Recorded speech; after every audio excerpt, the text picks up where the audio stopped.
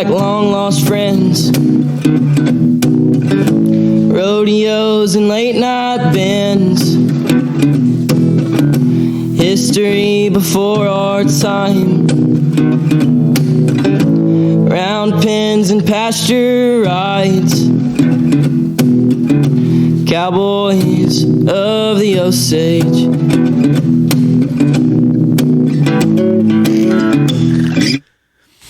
Jimbo, can you believe we got our own theme song now? Well, we've hit the big time now. Boy, that kid, he did a good job. He sure did. Howdy, everybody. Welcome to another edition of the Cowboys of the Osage podcast, brought to you by the Ben Johnson Cowboy Museum, located in historic downtown Pawhuska, Oklahoma. It's old Cody over here, and as always, my co-host is with me, Mr. Rodeo Historian himself, Jimbo Snively. Hey, Jimbo, good morning. Good to see you. Who do we have today? Hey, Cody boy, it's just another great day in Osage, man. And we got a real special guest today, Cody. We've got an old friend, seven-time NFR calf roper, Mike Mclaughlin. He won the average at the NFR twice. He said in 1985 he set the NFR record for a 10-calf average. Also that same year set the NFL record for the fastest calf ever tied at the NFR. He's a three-time Texas Circuit champion. He's in the Texas Cowboy Hall of Fame. Just truly one of the great calf ropers of his day. And if the name sounds familiar, for those that don't know, he's the son of 8 times world champion roper Don Mclaughlin. So, Mike, welcome to the Cowboys of Osage podcast, man. Oh, thank you, Jimbo. Thank you, Cody, for having me. Well, I'm excited to be here, and had a chance to tour just a little bit of the museum this morning already, and just blown away by what you guys have put together here. It's anybody that knows anything about roping. If you get anywhere close to this place, you need to come by and see it. This is awesome. This is awesome. There's so much history here, especially, not just about the roping cowboy, but about cowboys in general. And wow, it's great. Like I say, I couldn't be more excited to be here, and it's just really wonderful. Y'all have such great pictures around this place, and got here yesterday a little bit and had a chance to visit with your Uncle Joe a little bit, who spent a lot of time with our family up in Colorado in the summers, and it was great to see him. So hope he joins us here. I think he's supposed to be coming in here. I saw him poke his head in there for a second there, Jimbo. Oh, really? Okay, great. Great. Hey, I'm just going to get up and check something right there. Just go on, Jimbo. Okay. Mike, let's go all the way back to your dad when he was a kid, and him and his brother Gene, they had a trick roping act. Yeah. Back in New York and Boston Garden. Yeah. Did he ever talk much about that? Yeah, he did. Back when my dad was, 6-7 years old, his father got him hooked up with somebody and taught him how to trick rope. And my grandfather made him practice every day, him and my uncle both, Uncle Gene. And they got where they could really trick rope. And then where they really got famous was going back to New York and Boston with the guy out of Dublin, Texas, Coburn, that produced those rodeos back there for years. They'd load all the horses and the cowboys and everybody up on the train. He'd charter a train back there, and they lived back there back in New York and Boston for 2 months. Those rodeos lasted, there were 20-something performances at each one of them.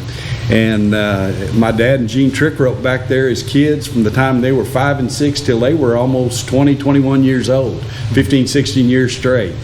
And, that's when my dad really got to watching some of the great ropers back then, the Troy Forts and the Ike Roods and the Seawalts and all them back there, years and years ago.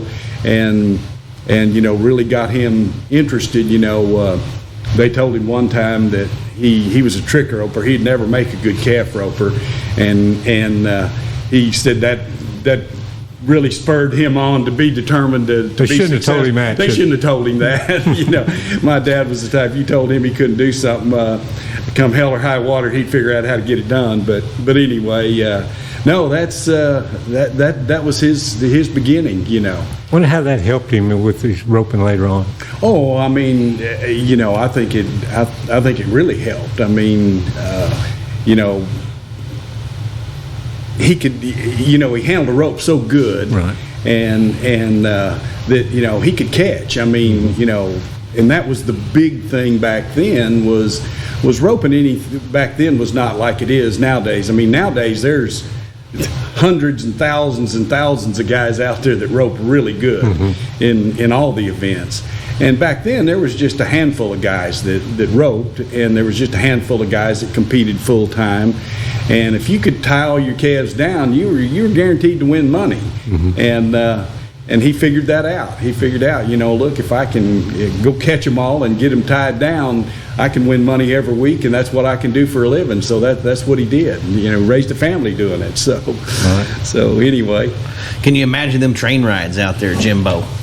The card games they had going and shenanigans happening. I mean, they had a lot of free time on their hands on that train all the way to New York. Yeah, and Cuddy, one of the best gamblers on that train was Toots Mansfield. Oh, okay. My dad told me, he said if you got in a card game with Toots, he said be prepared to lose some money, because this Toots was a card playing son of a gun now. And I can remember Toots and my dad and several of them, they'd go back in the car where the calves were and get a calf down and practice tying on the train going up there. Oh, wow. Yeah. Is that right? Yeah. I wonder if they were playing pitch on the train a lot. I don't know what kind of card games they played. Because, I don't know if you did it while you were rodeoing, Mike, but everybody I rodeoed with, heck, we played cards going down the road, and when I was rodeoing, there was a group of bulldoggers, Roy Duval and his crew. It didn't matter where they're at, there was a pitch game going. You probably didn't want to sit down at those that guys table. played pitch all the time. And wherever they were camped at, you could bet there was a pitch game going on. So it was. Did you get to travel with your dad much as a little kid? Or? Well, when I was young, yeah. When I was real young, I got to go a lot. I can remember going to when we lived in Texas. I can remember, coming up and going to the rodeos up north with him. When I was born, I've got 6 sisters. I had 3 older and 3 younger.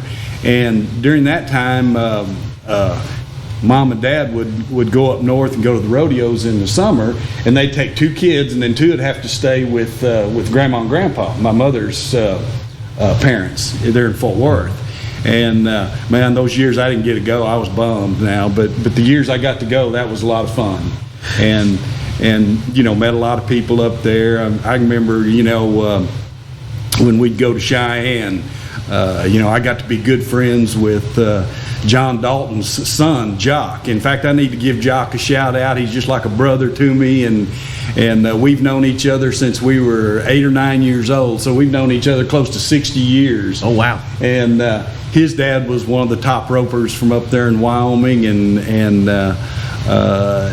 we were, that was one of the friendships I developed, at a young age. And then, then later on, when I was about 8 years old and we moved to Colorado, we moved to Fort Collins, Colorado. Well, that was only 40 miles from Cheyenne. So me and Jock got to be real good friends then, and got to spend time at each other's houses and stuff like that. So that was a lot of fun back when we were kids. One time, all my best memories pretty much are from places like Cheyenne, playing underneath the bleachers, or going to the carnival and sneaking beer out of the back of coolers out in the parking lot, things like that. Jimbo, me and Bryce Davis and Vin Fisher, all those guys, we were having dummy matches. We'd rope the horns and we'd run left, and then we'd come back and tie the horns, put a wrap and a hooey on the horn. Did you guys do that, or who were you playing with underneath the bleachers at that time that we might know? Well, we roped the other kids is what we did. We hadn't healed the other kids. Yeah. And but yeah, there would be me and Jock and even Roy Cooper was up there some, and oh gosh, Ab Deacons, his boy, Little Ab. There was Big Ab and Little Ab, and and then Jock's older brother Dan, and then his younger brother John Jay, and there was a crew back there. There was a crew of a lot of kids swinging ropes back there. If you hadn't been hit with a rope real hard, then you weren't around there much because you got hit. How did you guys travel up there? Where did you stay when you were in Cheyenne? Did you get a hotel? Did you guys camp out there? We always stayed out there with the Daltons. Yeah, when we were up there, we always stayed out there with the Daltons. You had some friends up there. John Dalton's place, him and his wife Ramona, and then John had Dan and Jock and Tracy and Melanie and John Jay, and but he had a big house out there, and everybody just bunked up out there. I don't remember it ever being uncomfortable or anything. There's a lot of us out there though. I bet that was good times. Yeah, it was good times. It was good times. Who were some of your heroes growing up watching? Oh gosh, when we moved up to Fort Collins, Colorado, I was about 8 or 9 years old, and in the summertime, after the Ben Johnson roping, everybody, there's about a week or two there, then everybody headed north for the summer, to come to the big King Merritt Memorial roping there in Laramie. And then, Terry McGinley had a big roping over in Ogallala, Nebraska. And then, the rodeo at Wheatland, Wyoming had a steer roping. And then there were several others that I'm sure I can't even remember. But everybody started up that way. And a lot of them stayed with us. They didn't actually live with us, but they kept their horses and roped with us. So, I'd walk out and rope with guys like Joe Snively and Harry Lynn and Charlie Lynn, was a kid like me growing up. And you'd look out there and there'd be Sonny Davis and Olin Young and Walt Arnold and Johnny Miller, Ben's nephew, right? Yes, sir. And, that's who I grew up out there, and back then I was young enough, I didn't realize, what I was being exposed to, what greatness I was being exposed to as a kid, until you get older and you look back and you go, wow, what an opportunity I had. There were some local guys up there that roped with us, Pete Simmons, Bob Dent. I'm leaving people out, and I don't want to do that, but there was just, and these guys were up there all the time, all summer, for 5 or 6 weeks in the summer, That's who I got up every morning, walked out and hung out with, and you talk about card games now. That bunch like to play cards too. Oh my gosh, yeah. And there was another great steer roper, Randy Moore from Omaha, Texas. Yeah, I knew Randy. Had a bank, or was president of the bank there, and boy, he was my man, because when he'd bring his horses up, all these other guys rodeoed full time. Well, Randy would have to fly back and work Monday through Thursday, and he'd leave his horses there and pay me to ride them.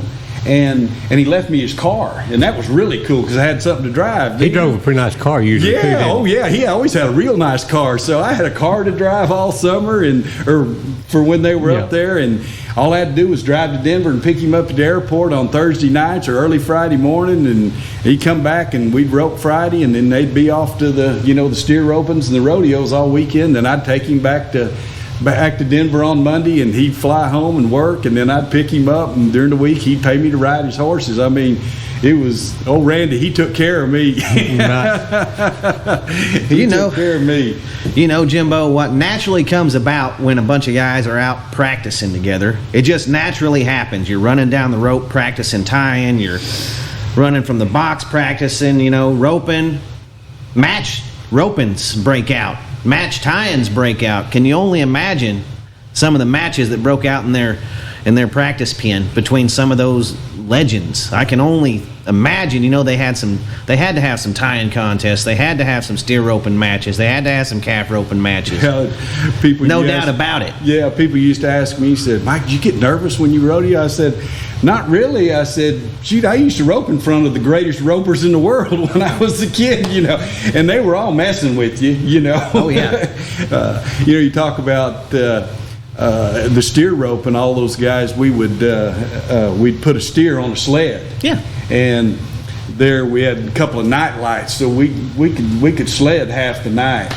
Boy, now when Sonny Davis was driving the pickup, It got a little western, didn't it, Joe? Sonny might drag off, or he may stop a little short, or you may string. He's trying to get you ready for it. You know, you may string a steer, and Sonny may go to just inching him off a little bit, dragging him a little bit more, teach you how to tie one on while you were walking with him. So, but it was pretty fun. Or if when you jumped off the back of the truck with Sonny, sometimes you were going pretty fast. Well, when you step off your horse, you ain't loping. So that's right. You know, we didn't match for money on the sled like that, but horrible things. Hair pulls out of the leg, kicks in the ass, Jimbo, stuff like that. And some of those guys, they didn't know to turn their foot a little more, and if they turned it too much, their spur would catch you on the inside of the leg, you know, on the ass kicking matches. So, and I think that's why I don't have any hair left on my legs today. My girls always ask, "Dad, do you shave your legs or something?" I said, "No, sweetie, I just didn't tie fast enough at those matches, and I got it all pulled out." You mentioned Sonny Davis. What are your memories of him? He's quite a character, wasn't he? Oh my gosh, you know, great big guy, you know, and that little squeaky voice, and you know, I remember him out there in the practice pen one time. He had a Palomino horse that he was riding one year, and this is a long time ago. And you know, he always had to ride a pretty good sized horse. He was a big man, you know, and tripping steers that were so big back then. And I remember he didn't think old Yeller was going to the end of it quite hard enough. And so Sonny got him some baling wire and stretched it out and wrapped it back and forth, wrapped it with some black tape and put it in his teeth. And, I've seen those. And he'd get him a breakaway, and boy, he'd run up there and stick it on one and stay there a couple jumps. Man, when he'd turn old Yeller off, he would be wearing him out with this with this bat, this baling wire bat. Doing some fine tuning. Oh man, he had old Yeller running off. Now he didn't have Yeller going to the end of it. He had him when he turned him off. This son of a gun just smooth running off, and just laugh, that little old squeaky cackly laugh, you know, he had. Oh man. And then he'd come back and kick your butts at the roping, though. He had him tuned up now. How did you guys break away? Now, I grew up, they put a metal ring on my rope, and I had to untie my Hondu and bring that metal ring, and we saved all the tails of the ropes we cut off, and we'd unravel it and cut a chunk off, and then we pull one string out at a time out of that strand of rope and tie it from the Hondu to the ring, and that's how I grew up breakawaying. How did you guys break away out there, Mike? You know, my dad just used a piece of baling wire and would tie it solid on one side of the Hondu, unthread the rope and tie it on one side of the Hondu, and then just make an eye with it, and then on the other side just bend the that's the way wire I ended up and going. And just have it through there. And I know a lot of guys use rings to put it through, and then they just wrap some copper wire through the ring and wrap it down through the Hondu a little bit. You know, a lot of guys did that. And the rings were old school, and then they evolved into the other. Yeah, kind of. Yeah, but yeah, we just used baling wire, and when it broke, you just undid it and put another one on, and away you went. So. Really, breakawaying hadn't evolved that much since basically since the inception of it. Really, it don't sound like we've been using the string, ring, and baling wire. And we're still using string rings and baling wires pretty much primarily out there. So, well, you know, I remember that's interesting. Well, I remember the practice sessions back then. I mean, most of it was breakaway back then. I mean, all these horses, they logged them, and you know, they'd get off and work them on the logs, and they did a lot of breakaway. But you know, and they'd tie a few down. But I mean, if you went to the practice pit back then, if you tied one down, that's about it, wasn't it, Joe? And I remember the first steer I ever busted was on the black horse that your grandfather trained and that Jim trained and won his championship on, that Harry Lynn ended up with, that my dad eventually bought from Harry and won championships on. And oh gosh, I couldn't have been, I think Joe was there. I think I couldn't have been but 15 years old, and man, I just been bugging my dad, you know, I want to trip one. And finally there was Joe and Pete Simmons was out there, and I think Sonny and Olin were there, and Walt Arnold was there. I remember that. And finally my dad said, well, you want to trip one so bad, just, you know, tie your britches on. So I got on old Black, and they picked me out a steer, and that's when they went out far back of where the old where the old Western store was. He went out far back and just plowed that big pasture up back there and put chutes in one end. I think it was like 5 acres big, the arena was. And they picked me out a steer and got me all ready to go and got my string in my belt, and man, I run and just stick it on this steer just right and just drop it and turn off, and man, busts this old steer and he's high in the air, and boy, and I'm just sitting up there watching this steer up in the air thinking, boy, this is cool, and all of a sudden that steer hits the ground. Well, they forgot to tell me when that steer hits the ground, you're going to get a second jerk like you've never got before. Yes. You need to have a hold of the saddle horn. Well, I'm just up there riding along, and when that second jerk comes, old Black gives just a little bit, and it just ejects me out there about 20 foot in the air, and I land right on my back, and I slid from here to Joe on my back, and old Black just caught himself, drug the steer right up to me, and stopped right where I was laying. And I got up and tied the steer. Never said whoa or nothing. That was my first steer that I ever tripped. It was. I remember it to this day. And all those guys had a pretty good laugh about that. I bet they did. Yeah, they didn't let me forget that for a long time. Yeah, that centripetal force, when that second jerk hits, can be just about as hard as an astronaut training, really. You got to be prepared for it. Yeah, on cattle back then, maybe not so much now. Even now, Jimbo, Yeah, even now, if you ain't ready for it, not ready. If you're standing out in that stirrup, not ready for it, this is going to sling you out. Right on your head or your back. It was pretty interesting. When did your dad first start the roping schools? We had moved to Colorado. We had moved to Fort Collins, and probably in the early '60s, he started his calf roping schools. I remember, probably the mid '60s, somewhere along in there. I remember the first roping school he had, lasted 30 days. Guys came. I think there were like 10 or 15 guys, and it's a camp, roping camp. Yeah, my dad had a deal with a little motel there in town that would put them up cheap, and they'd double up in rooms, and they'd rope 5 days a week and take the weekends off, and most of them stayed the whole time. They didn't go home or anything, and then he cut it back to 2 weeks. It's like a roping college. Yeah. Which was more manageable. A quick story about one of his first roping schools when he moved it back to 2 weeks. There was a guy from Oklahoma here. His name was Dexter Bailey. I don't know if that rings a bell with you or not, sure. But Dexter was a top amateur calf roper here in Oklahoma and Texas for years. I remember competing against him when I moved back to Texas, and I was amateur. But Dexter came to my dad's roping school when he was just a teenager, and Dexter was pretty cocky. Mm-hmm. And he met my dad and he said, Mr. McLaughlin, he said, I've never roped with anybody 2 weeks that I couldn't beat them when I got done. And my dad looked at him and says, well, son, we'll see. Yeah. And I think they roped a match roping at the end of every day, at the end of the day. And I don't think Dexter ever beat him. I think they roped 1 head, 3 head, 5 head, and I don't think Dexter ever got him in 2 weeks. But anyway. Them old guys are hard to beat in just about anything, really. But, yeah. Who were some of the other guys might have came through that we didn't know? Oh, gosh. Oh, wow. That's a Johnny Crawford, did he go to your dad's school? Yeah, he did. My Uncle Gene... when my dad moved to Colorado, Uncle Gene had moved his family to California. For those that don't know, Johnny Crawford played Mark on the Rifleman and played in some other stuff too. But yeah, he was that's what they know him as Mark McCain on the Rifleman. Yeah, historian can't get anything by Jimbo. Oh yeah, my Uncle Gene moved out to California and got in the acting business, and he was an extra on Bonanza and the Big Valley and all those shows, and then got acquainted with Johnny Crawford because Johnny wanted to learn how to trick rope and rope.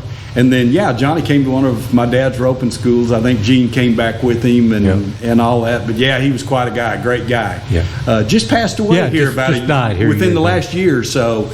And in fact, my Uncle Gene just passed away about a year ago.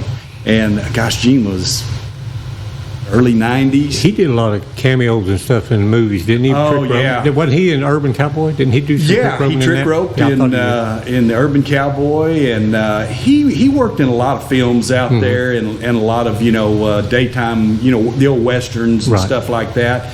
And when the westerns started to kind of die off, then him and his son Cliff, my cousin, the guy that their agent told them, there's going to be a lot of action shows coming up. You need to learn how to drive cars crazy and ride motorcycles and stuff like that. So they went out and learned how to ride dirt bikes and spin cars around and stuff like that. And they continued to work in that business for a long time.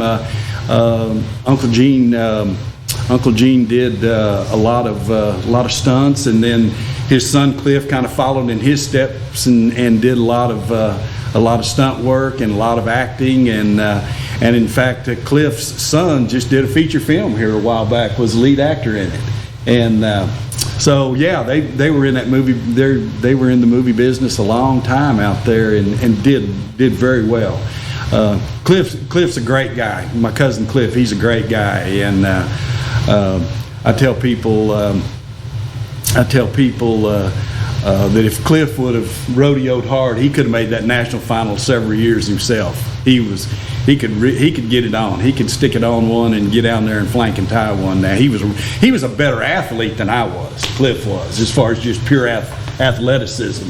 He was by far a better athlete than I ever thought about being. But gosh, him and Gene, they did so well in that movie business out there. They just didn't want to walk away from that, and I don't blame them.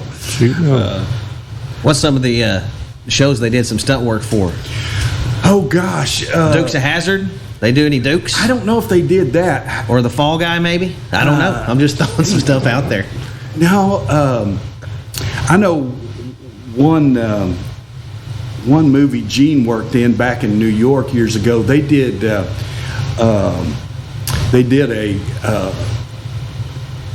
spin-off of The Wizard of Oz. They did a spin-off in New York City, and they called it The Wiz. Okay. And it starred Michael Jackson and Nipsey Russell and Diana Ross. Okay. And Diana Ross played Dorothy, and Michael Jackson and Nipsey Russell played two of the other characters. But anyway, you remember in the Wizard of Oz how the Wicked Witches had her flying monkeys that were, she was the bad person. That was a scary movie to me. And well, in the Wiz, it was a modern day Wiz. Wizard of Oz, and they had, the monkeys were motorcycle riders, and they had these Harley Davidson motorcycles with the front ends were built with a monkey face on them. And so my Uncle Gene was one of the motorcycle riders, and he was down in there and had his face in one of these monkey deals, and they were chasing Diana Ross up and down the steps of Shea Stadium, football stadium out there. And he worked in that. Now, you didn't see his face, obviously, but he was one of the motorcycle riders in the Wiz. And but yeah, they worked in a lot of stuff out there. I tell you what, Cliff worked in a lot of the more modern day westerns. Cliff did a lot of stunt work in Dances with the Wolves with Costner. I think he did some. I think he actually did some writing for Kevin in that. Now, I hope that's correct. Oh yeah, I think he probably wrote half the movie, all the good scenes, I imagine. But no, Cliff. Listen, Costner, that's wrong. This is how we need to do it. That's why he won the Oscar on the deal. That's what I'm thinking. Yeah, we'll give him credit. But no, Cliff, like I say, great guy, good friend of mine. My cousin out there, and just think the world of him and his family out there. Got some great boys, and I actually got to see Uncle Gene a couple of years before he passed away, and we were out there. Me and my wife were out in California on some business and stopped in and spent the day with him. It was really good to see him. Gosh, he was. I think he was almost 90 then, and he'd still load his hook his trailer up, load his head and horse, and go over to his buddies, and they'd team roll. He'd go by himself. I mean, he was still real active. He wasn't bigger than a New York Minute, but he was still small in stature, but he still loved the rope. I mean, man, there was nobody that loved roping more than Gene McLaughlin did. What about James Conn? Did they ever run across him out there? Yeah, they did. I just found out he was a roper the other day. Yeah, Jimbo. they did. I tell you, yes, they ran across him. I tell you, he used to go out there to their place and rope, and they showed him how to rope and everything. Was Patrick Swayze? Really? Yeah, Swayze? Yeah. No kidding. You know, he loved horses and rode all the time, and he used to go out there and hang out and with Cliff and Gene. They'd show him how to rope and stuff like that. And I'm trying to think who else, but I would have made Patrick Swayze mad, and he'd have beat me up, Jimbo. Yeah. He'd have pulled a roadhouse on me. Yeah. but Well, you grew up around all that and everything, and then you decided to be a roper. What made you be a calf roper, not a steer roper? well, When you got jerked off the horse that time? no, you know, my first love was always the calf rope. Right. It just, you know, that's what, you know, that's what my dad did, you know, and until, you know, for years. So I don't know. It was just my first love was the calf Right, rope, right. and you know, I lived there at home, and when we moved to Fort Collins, I was born in Fort Worth, and when I was 8, we moved to Fort Collins, and so I grew up, you know, going to the high school rodeos and, you know, a few amateur rodeos up there and stuff like that, and but didn't get into a lot of competition. You know, I mean, they're just, you know, calf roping was still kind of early stages up there, and that's one of the reasons my dad moved up there, is because there was a lot of opportunity, people wanting, you know, to come to the roping schools and needed horses and stuff like that, and you know, after high school, I had a scholarship, and a rodeo scholarship in Pueblo, Colorado, and lived with Doug and Lane Johnson from Colorado Springs. They had a little place down there in Pueblo, and we all lived together and roped together. And I went to college there 3 years, made the college finals all 3 years. I was a national champion in '74. The last year they had ribbon roping in college. And then I won the calf rope. Roy won the calf roping in '75, Roy Cooper, and then I won it in '76. And so 2 of the 3 years I college rodeoed, I was a national champion and enjoyed those days. And That's really doing something, a Colorado boy being a national champion against all the Texas, all the Okies. yeah, but I'll tell you a story about that. When I was about 17 years old, they used to have, there was a guy in Stephenville, Texas. His name was Terry Walls. And Terry Walls was a roper and then ended up becoming a big rodeo stock contractor. Yeah, I know Terry. down- His boy ropes real good. Oh, did, yeah. You know, he was a Yeah. heck of a Trent Walls. Trent. And then Delia, I know her. She's a great lady. Yes, absolutely. But Terry had built an indoor building there in Stephenville. And every year he had a New Year's Eve roping. It actually lasted 2 days, and it was right before the first PRCA rodeo of the year at Odessa. And so he had a big New Year's roping there at his building, and it was a 10-header. You got 5 on Saturday, or 5 one day, 5 the next day, however the days fell on that New Year's holiday. And that was back before there was any handicap numbers or AB ropers or anything like that. If you wanted to rope, you just went and paid up and roped against whoever showed up. Well, at that roping, I went down there with my dad, and they had probably 150 ropers in this roping. And I mean, there's Junior Garrison and you know, Roy Cooper was about 16 years old riding his little gray horse, you know. I bet they had a big Calcutta with that, too. I don't know if they had a Calcutta. Well, they should have. But I mean, there's Junior and Willard Moody and Don West and Richard Stowers and every, you know, world's champion Ernie Taylor. I mean, just. And every tough amateur in the country, you know, It's stacked. Tom Walker, Jim Fuller. I mean, just you can, and I'm leaving out hundreds of guys, but that was my first real exposure, you know, to what I call real calf roping. When I got down there and spent 2 days watching all that. I mean, they'd rope the 5-head roping, and then they'd rope match ropings till the sun came up, and then they'd start the jackpot again, you know, to finish it. And oh my gosh, I was blown away. I mean, I thought I could rope. I thought I was a pretty good calf roper till I got down there and I found out that I was like nowhere near in these guys' class. I mean, there were guys I'd never heard of before that could rope 10 times better than I could rope. I mean, there were some bad son of a guns down there. And I right then I knew, you know, if I'm ever going to be competitive or rope calves, you know, at the professional level, I got to live in Texas. I got to be down here where this is at, because they do this all the time. You know, they go to these kind of ropings like every week, you know. And 4 years later, when I was 21, I moved back to Texas. I moved back to Fort Worth, and when I moved back, I just amateur rodeoed a couple of years and got a little more size and a little more experience. Got in with one of the best amateur cowboys at the time, Jim Fuller. He went on in professional rodeo too and made the NFR. But at the time, he was early in his career, and I got in with him because, gosh, when I moved back down here, I didn't know anybody. And got in with Jim, and he knew where every rodeo, every jackpot was. All I had to do, it's a funny story. When I first moved back down here, I was at a roping, and he came over to him and he said, "Who are you rodeoing with?" And I said, "Well, nobody." And he said, "Well, would you like to rodeo with me?" And I said, "Oh gosh, I'd love to." To me, he was famous.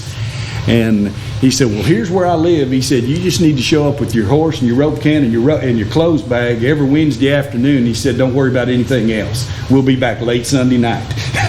So for a couple of summers there, I got to rodeo with Jim, and that was great. But I amatured down here for a couple of years, and then in Texas, and got a little more size and a lot more experience. And I remember, you know, during those days, I roped for money 5 days out of the week. I mean, I didn't practice much. I mean, we rodeoed for money. We were roping or a jackpot somewhere every day. And then I got my card. I got my PRCA card, and started kind of rodeoing around Texas a little bit, you know, kind of getting a feel for things. And let's see, about 1979 is when I got 78 or 79 is when I got my PRCA card. And then Where'd you fill your permit at? well, you know, it's funny. I didn't fill a permit. Back when I was about 16 years old, my dad just bought my card for me. All you had to do is get some guys to sign for you, and I had my card. And that's back when you couldn't amateur and pro rodeo at the same time. You couldn't do that. You were either in or out. And so when I was living at home, I had my card so I could go with everybody and bust steers, you know, and all of that. But when I went off to college, I turned my card in, and, you know, didn't get it back until the late 70s. So I went there about 5 or 6 years where I just amatured, which is where I needed to be, to mature and get just a little bit more size and a lot more experience and in competition. I mean, I grew up roping and all that, but where I grew up, there just wasn't the competition there like there was, down in Oklahoma and Texas. I mean, if you were going to be a calf roper, you need to be in Oklahoma and Texas, or Texas and Oklahoma, however you want to say it. But the first year I had my PRCA card down there, I was rodeoing around there, and the next year I decided, well, I'm 79, I'm going to take off, and when the summer run starts, man, I'm going to go up north. And so I was riding around the rodeo, I think at Gladewater, Texas, or somewhere before the big summer run up north happens, and I was talking to Tom Ferguson, and Tom was the world's champion all-around cowboy at the time, and he was the man at that time. Him and Roy, they were the guys. And I was talking to Tom, and I said, "Yeah, I'm getting excited about going up north for the summer." And Tom goes, "What are you going to do that for?" And I said, "Well, all the good rodeos are up there." He said, "Well, Mike, you can't beat us consistently down here. Why would you want to drive thousands of miles up there and butt heads with us?" And man, he hurt my feelings. Yeah. But I got to thinking about it, and I got to kind of thinking about what he told me, and he was right. So that summer I stayed in Texas. He told me, he said, "You need to stay down here when we all leave. he said, you need to stay down here in Texas and rodeo and make the circuit finals down here and go to the circuit finals, get a little more experience. And another year or so, you'll be ready to come on up and mix it up and rodeo full time with us. And so that's what I did. And like I say, at the time, old Tom kind of hurt my feelings, but it was the best thing anybody ever did. One of the best things best advice I ever got. At that time in my career. And Tom was one of those guys that he was a no-nonsense guy. He was serious about what he did, and his record shows it. And but if you asked him a question, he was going to tell you the answer, whether it hurt your feelings or not. He was going to tell you what he thought, whether it hurt your feelings or not. And it was good. It worked out. The next year I went up north, and I didn't make the finals in '80, but I was pretty competitive. And then the next year in '81, I made the finals in Oklahoma City in '81, 2, 3, and 4. And then, like you said, Jimbo, I won the average in '82, and then in '85 is when they moved him to Vegas, and I won the average out there the first year they had it at Vegas in '85, '86, '87. And I was listening to Roy Cooper's podcast, and he was talking about Jimbo. You'd ask him, about the setup in Vegas when he went out there, and Roy said, he kind of thought he kind of struggled with it at first, and that first year out in Vegas, me and him both rode the same horse out there. We rode a sorrel horse at Willard Moody Hall for years called Old Charlie. And we'd sent the horse before the finals that year. We'd sent him over to Richard Stowers at Tishomingo to tune up for us. And, man, Richard had him about 2 weeks over there. And, boy, when we took him to Vegas, this horse was on a stem twister now. He was so perfect. It was unbelievable. And but Roy kind of got tapped off bad, but that quick setup kind of fit me. And when I think back on that, I kind of go back to something my dad told me when I was about 13 or 14 years old. That's back when they still roped big calves and you run them down the pen and set your run up and got you a good go at them, all that. And he was encouraging me when I was real young, 13, 14, 15 years old, to learn how to come across there and right there, and said, you need to learn to rope one when he sticks his head out of that chute. He said, because someday that's where calf roping's going. It's going to get faster, they're going to shorten things up, and it's going to get quick. And he said, you're going to have to learn how to come across there and be in a position to rope cattle real quick, 1, 2, 3 swings. And man, in 1985, when it went to Vegas, there it was. His prediction came true. Because it was a 1-2, and you better give it to them because you're running out of arena in that little basketball thing, And but yeah, me and Roy both rode Old Charlie out there, and I got tapped off good, and Roy got tapped off bad, but he came back and made a real run at the title there. Him and Joe battled it out right to the last calf, and I was kind of in the background, but I won the average, and that was cool. And I remember in '82 at Oklahoma City, man, they can thank. What was it like at Oklahoma City during the finals back then? Everybody kind of can get a feel what Vegas is like now. Mm-hmm. Going from Oklahoma City to Vegas, it just had to be a big culture shock and everything for all the Cowboys and everybody involved and everything. I can only imagine. I don't even know what went on in Oklahoma City during the day and after the rodeo at night. What happened there? It obviously they had a trade show there at Oklahoma City, but nothing like they do at Vegas, or even the first year they had it at Vegas. It was so much bigger. But it seemed like back then, the Cowboys back then, it seemed like. You rodeoed all year long, and you needed to be in that top 15. If you were doing it to make a living, you needed to be in that top 15 to get to go to the finals to run at what we call the big money back then. And so I think most of the guys back then were, they took it easy during the day and tried to take care of business, because that's how, that was their year-end bonus. That's how they actually, a lot of guys, that's what they bottom lined at the end of the year, is what they could win in those 10 days at the NFR. So I don't think you saw as much, partying and activity going on as there is in Vegas. And Not saying those guys party, because those guys take care of business, a lot of business. They, with their sponsors and stuff, man, those guys are really busy out there. I admire them. They really manage their time well out there and still be able to compete. But in Oklahoma City, it was just a little bit more laid back. I loved it. When I went, it was at the Marriott downtown, and I loved the fact, that everybody stayed at the same hotel, so you got to know a lot of the other guys. I got to know the saddle bronc rider, Brad Jermenson, back then, and you just didn't get to cross paths with those guys a lot during the year because we were traveling so much. There wasn't a rodeo rule back then. You go to as many rodeos as you want to. We were going to 100, 125 rodeos a year. And there probably wasn't the hospitality tents and things like that for everybody to sit down and eat and probably get to know each other a little better that way too. It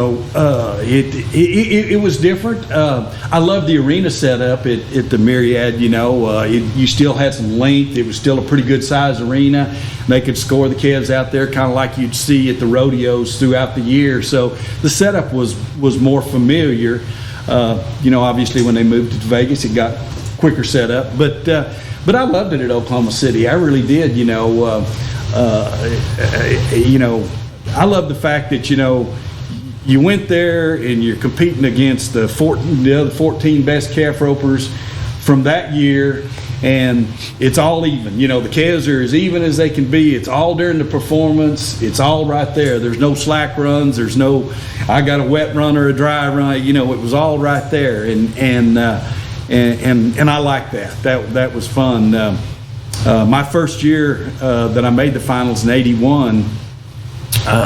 About halfway through that year, I was in the top 15, but I lost my horse. I lost my ride, and so the rest of the year I was just kind of a rope can cowboy, what they call back then. I just had my clothes bag and my rope can, and I'd get to them and see what horses were there and just catch a ride, and pay mount money and all that,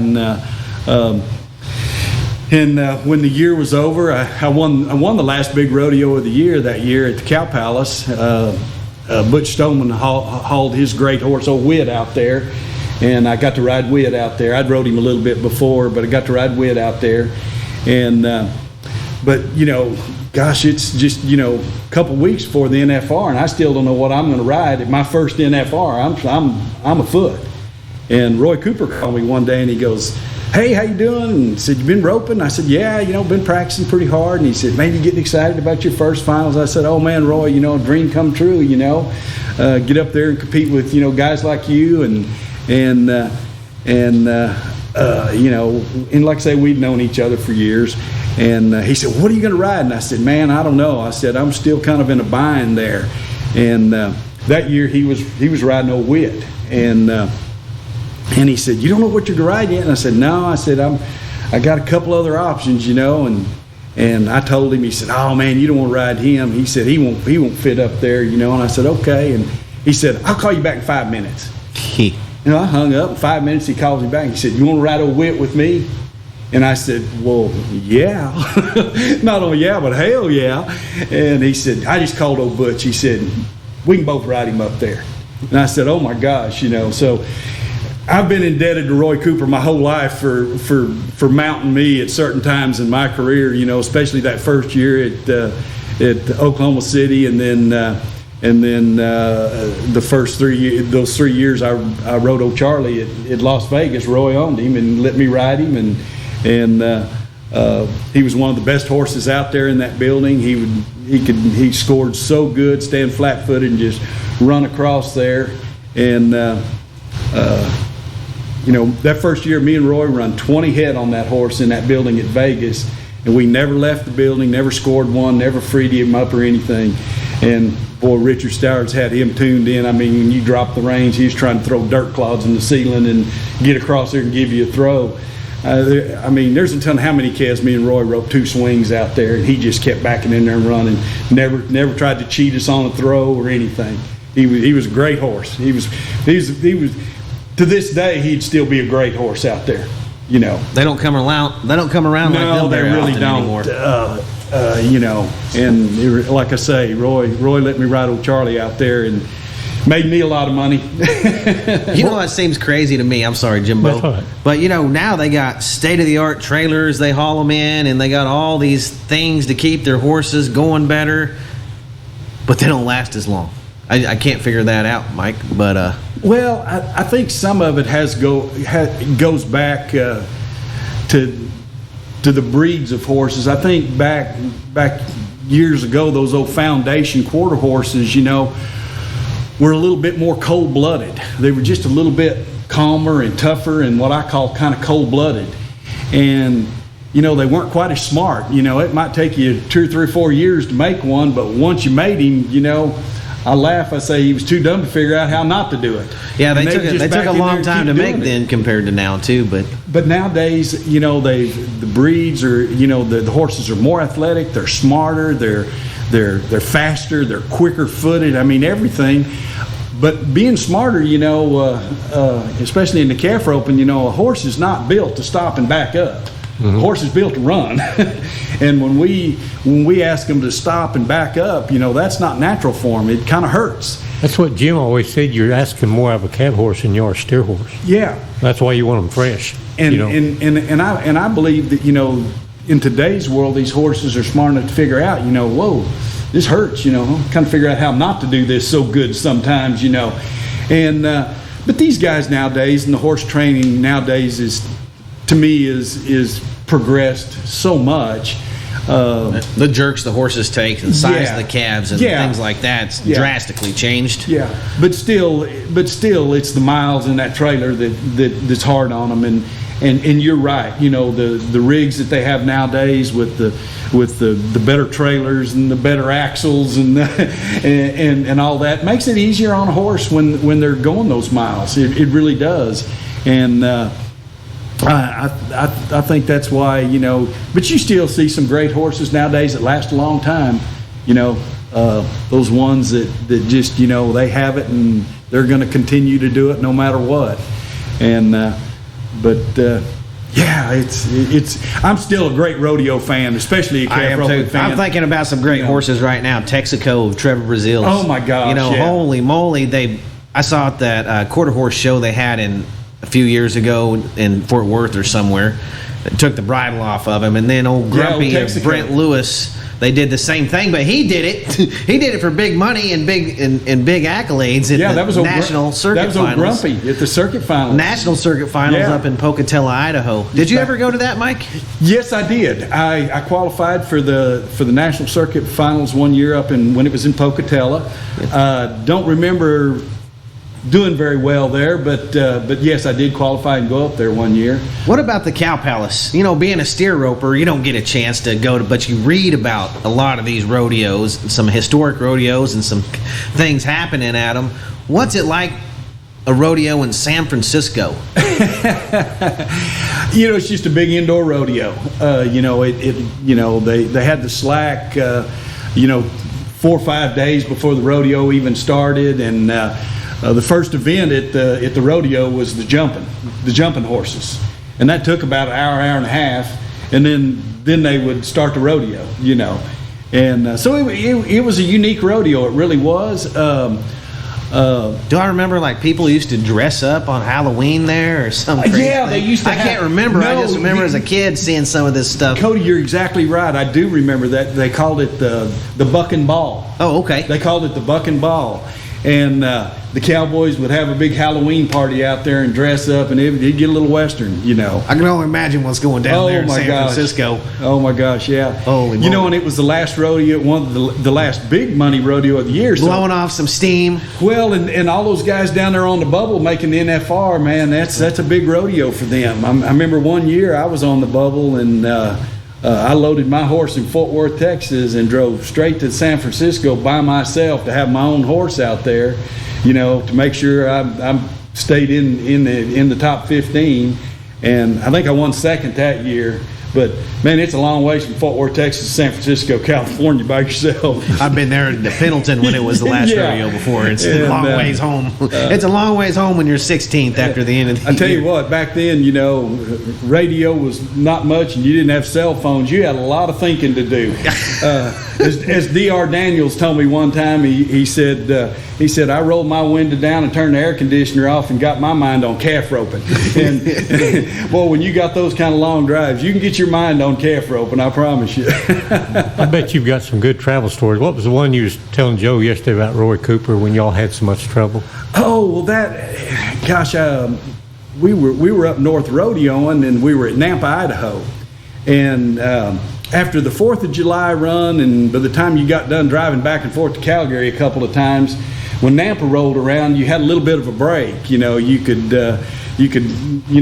rest for 2 or 3 days and stay right there at Nampa, before it got busy again. Then you were off to, Salinas and Cheyenne and Rock Springs and Spanish Fork and Salt Lake and Ogden and all them. But during Nampa, you had a little bit of a break, and we used to go out and spend time at Dee Pickett's house. Dee lived there right outside of Nampa, and so that was always fun to go out there and hang out. Some rough, fast basketball games went on out there. If you want to play a little basketball and get beat up, just go out there to Pickett's. They'd tune you in. But anyway, during Nampa one year, we were. Roy came to me and he goes, "Hey," he said, I can't remember the guy's name. He said, "There's a guy that's got about 5 or 6 paint horses qualified for the paint nationals in Oklahoma City at the old fairgrounds." And he said he called me and wanted to know if me and somebody that I picked could come down and ride him and show him for him at the paint nationals. He said, "Man, he'll pay us good, buy us plane tickets, And he said, "I figured it out. We can we'll be at Longmont right there by Denver at the rodeo." And he said we could take off and leave Denver and fly down there to Oklahoma City. And he said we could enter Weatherford, Texas, the rodeo that night. And he said we could show those horses that morning at the show. Then he said we could drive down there to Weatherford. And he said then the next morning we just go back to DFW, get on a plane, be right back up here. Won't be gone long. I said, "Okay, I'm in." Sounded like a good deal, some guaranteed money, Yeah. That's always nice. And so sure enough, we get down to Longmont and we fly down there to Oklahoma City that morning and get over there to the fairgrounds and meet up with our guy and, get our horses and everything. And like all horse shows, they take a whole lot longer than you anticipate. Well, by the time we get done showing all these paint horses, it's too short of a time for us to drive from Oklahoma City to Weatherford, Texas to make it for the performance that night. So Roy, didn't phase him at all. He says, "Man, I know a guy right here in Oklahoma City's got a little plane. He'll just fly us down there." He makes a phone call. 30 minutes later, we're in the air, and on this little 3-passenger airplane, And Roy says, "Oh, man, this will work out perfect." He said, "There's a little runway, little airport right beside the rodeo grounds there at Weatherford." I said, "Okay." I didn't quite remember it that way, but okay, And we got close to Weatherford. I went, "Roy, isn't that little runway right close to the rodeo grounds at Mineral Wells?" And he goes, "Oh yeah, it is, isn't it?" Which Mineral Wells is only about 30 miles right there, away. yeah. So we land at the little private Weatherford airport. There is nobody there. I mean, back then there's no taxi cabs, there's no Uber or anything like that. We don't cell have phones anybody either. lined up to come get us. So we get off this plane. This guy turns around, takes off, and there we stand. It's like 7 o'clock. Rodeo starts at 7:30. So we schlepped down the hill down there to the interstate, walk across the interstate to get on the right side of the interstate that goes into Weatherford. Yeah. And we're on the access road with our thumb out and our rope cans in our hand. And pretty soon these two couples come by in a little Jeep, little Jeep Wagoneer, and they go, "Y'all need a ride to the rodeo?" And we go, "Yes, we do." So they said, "We don't have room here," but they lifted the back hatch up. And we got back there and we were sitting there with our feet dangling out. And they got a cooler of beer right there in the middle of it. Roy opens that up and says, "Man, I just love it when a plan comes together, don't you?" He's having a great time. It's 7:15. I'm nervous. Don't even know what we're going to ride, And then Roy told the story about when we got to the rodeo. There was a Carol Goosetree was there with a little horse called Old Fly that Richard Stowers had raised and trained and sold to Roy, and Roy had sold it to Carol to run barrels on. And so Roy goes and gets old Fly, and they're riding bareback horses, and we're looking to borrow somebody's saddle and headgear, and they're going to rope calves next. And then we finally get everything put together. We ride old Fly. I think Roy wins the rodeo. My mind's no telling where it's at, and I don't think I did any good. But anyway, so Roy goes on his way, and I went home for the night. And next day we meet back up at DFW Airport to fly back to Denver. My rig's up there, my horse and rig's up there, and his rig's up there, and we get back to DFW, and we got a flight about noon, supposed to get back up there, and we get there, and they've oversold the flight, so we get bumped to the next flight about an hour or two later. No big deal, we're up at the rodeo that night, we got plenty of time. The next flight we get bumped again. So the third flight of the day from Dallas to Denver is the last flight. We've got tickets, but we've been bumped twice. They bump us again on this third flight. Well, this is before, all the security and all that. And Roy talks this lady behind the desk, this airline attendant behind the desk. She says, "Ma'am, if you'll let me and this guy go down there and get on that plane, we'll send 2 people back off. We'll find us some seats down there, and we'll send a couple people back off." And she goes, "Y'all think you can get that on? Just go on." So we walk down there on the plane, and Roy gets him 4 $100 bills and steps on this plane and just says, "I'll give $400 for 2 seats, and we'll give you our tickets so you can fly tomorrow morning." Well, people just went to grabbing bags trying to get to those $100 bills. Roy looks at me and he goes, "Man, you go to waving them mallards around, you can get some action, can't you?" And these flight attendants, they are pissed because we've disrupted their whole airplane. People are trying to get up there to get those tickets and get that money. Roy's just laughing. I'm just shaking. I was never so glad to get back to Denver and get back to my rig in my whole life. That 36 hours was like a whirlwind now. I love it. Oh. I'd like to have been there with you. Oh, it was fun times. It was fun times. I look back on it and I go, I couldn't rodeo that way. Roy, he could operate it that way. If you used to watch that guy, he could be talking and visiting and having a great time and joking and everything, But man, when he bit into that pigging string, he was in his own world. When he bit into that pigging string to go rope, I guarantee you the guy couldn't tell you his name. He was that focused. He could go from 0 to wide open just that quick. And that was one of the things I admired about him. All that he did, there were so many people just wanted to be around Roy, and he was so generous with his time and meeting people, he just, he was just that kind of guy. And, but boy, to be able to just turn it off and get focused on what he had to do to go do his job, man, that guy could do it. He really could. I'm sorry about that. He was telling Jimbo the other day that he was matching Dean Oliver when he was 15 years old. He was a man amongst boys as a young man, roping with the big time guys. Yeah. I think he roped Dean out there at San Angelo at the roping fiesta one fall. In a match roping out there. And I tell you what, we're talking about calf roping and talking about, some of the greatest ropers. Growing up, I got to see a lot of the great ropers, You got a lot. What I take from you that a lot of people didn't get to see and would love to, you got to see a lot of eras. Oh, I did. Firsthand. I did. I got to see, the tail end of, the Toots Mansfield and Don McLaughlin era, and then you had the Dean Oliver and the Junior Garrison and the Glenn Franklin era, and then the Ernie Taylor, and then, here comes Roy and his bunch, and then I kind of joined in it, later on, and then I was there when Joe Beaver started his era, and then I was still, involved enough to see the Cody Ole and the Fred Whitfields. Fred Whitfield, how can you leave him out?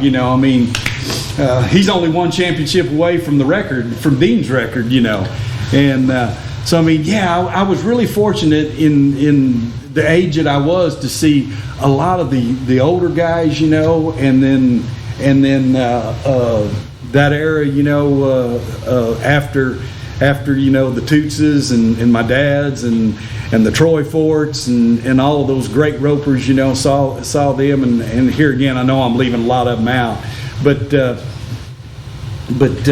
get to see that and see it evolve, and then to see how rodeo's evolved as it is today, and I think it's great. I mean, the money's better. I remember when they moved the finals from Oklahoma City in 1984 to Vegas in '85. In '84, a go round at the NFR paid $3,300. And the first year they had it in Vegas, it paid right at $9,000. Yeah, I watched the tape, or I used to as a kid, because somehow we had it recorded, and it was $8,800 or $8,400. I can't remember. Yeah, but yeah, just under $9,000, and holy moly, I was like, look at all this money these Cowboys are making. Yeah, when I won the average in Oklahoma City, I placed on 2 or 3 calves, and I think I won $15,000, including what I won in the average. And then in '85, when I won the average at Vegas, I won a round, split a round, and placed on a couple other calves, and won the average and won $40,000. And $40,000 back in 1985, boy, that was a lot of money. That was a lot of cheese. I mean, it's relative as time goes along. But man, I'm so happy for these guys nowadays. The PRCA opened up the arena walls where they could go get sponsors and wear logos and all that. We couldn't do that back then. Inside the arena walls back then belonged to the PRCA. You couldn't wear a logo or anything like that. I mean, you could have, you could be in Wrangler pants or a Wrangler shirt, but you couldn't advertise for anybody else. You could advertise outside the arena walls, but not inside the arena walls. That belonged to the PRCA.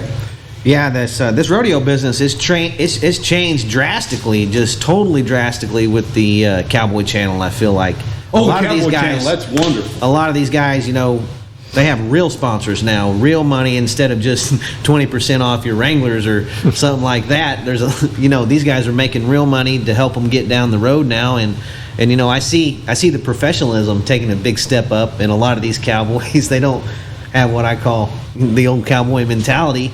They're taking their craft pretty serious. Yeah, there's serious money up for grabs, and it costs serious money to go now. Yeah, these guys, they know they've got a rodeo. They got a rodeo hard. They got a rodeo smart. They got to be ready because they know what's at stake. Those 10 days in Las Vegas. I mean, lots of money. I mean, how much money do you have tied up in a rig and a horse and entry fees and diesel right now? If you don't have a big sponsor, how much is that, Mike? Oh my gosh! If you could put a pencil and paper to it. I mean, $200,000 on your rig, and that's conservative. Yeah, $200,000 on your rig.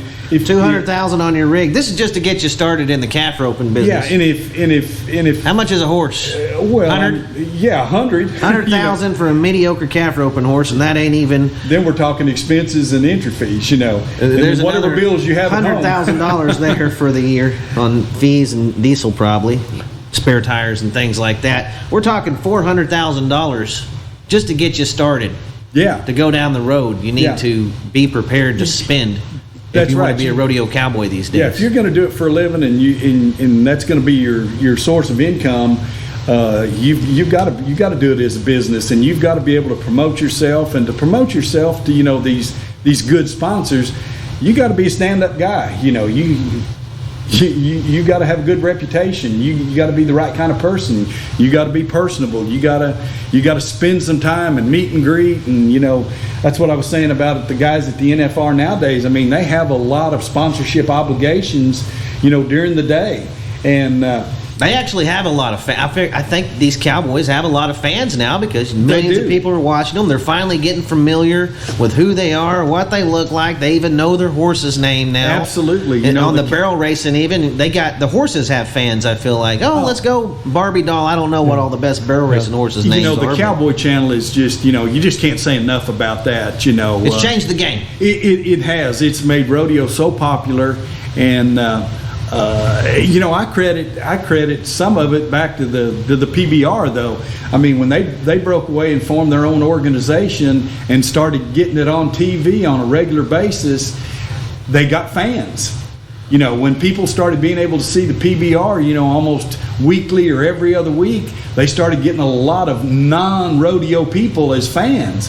And I think the PRCA finally realized, you know, look, if we're really going to get that fan base going, you know, we've got to get this thing on the TV somewhere, on social media, where people can follow it and they can have favorites that they pick out that they follow.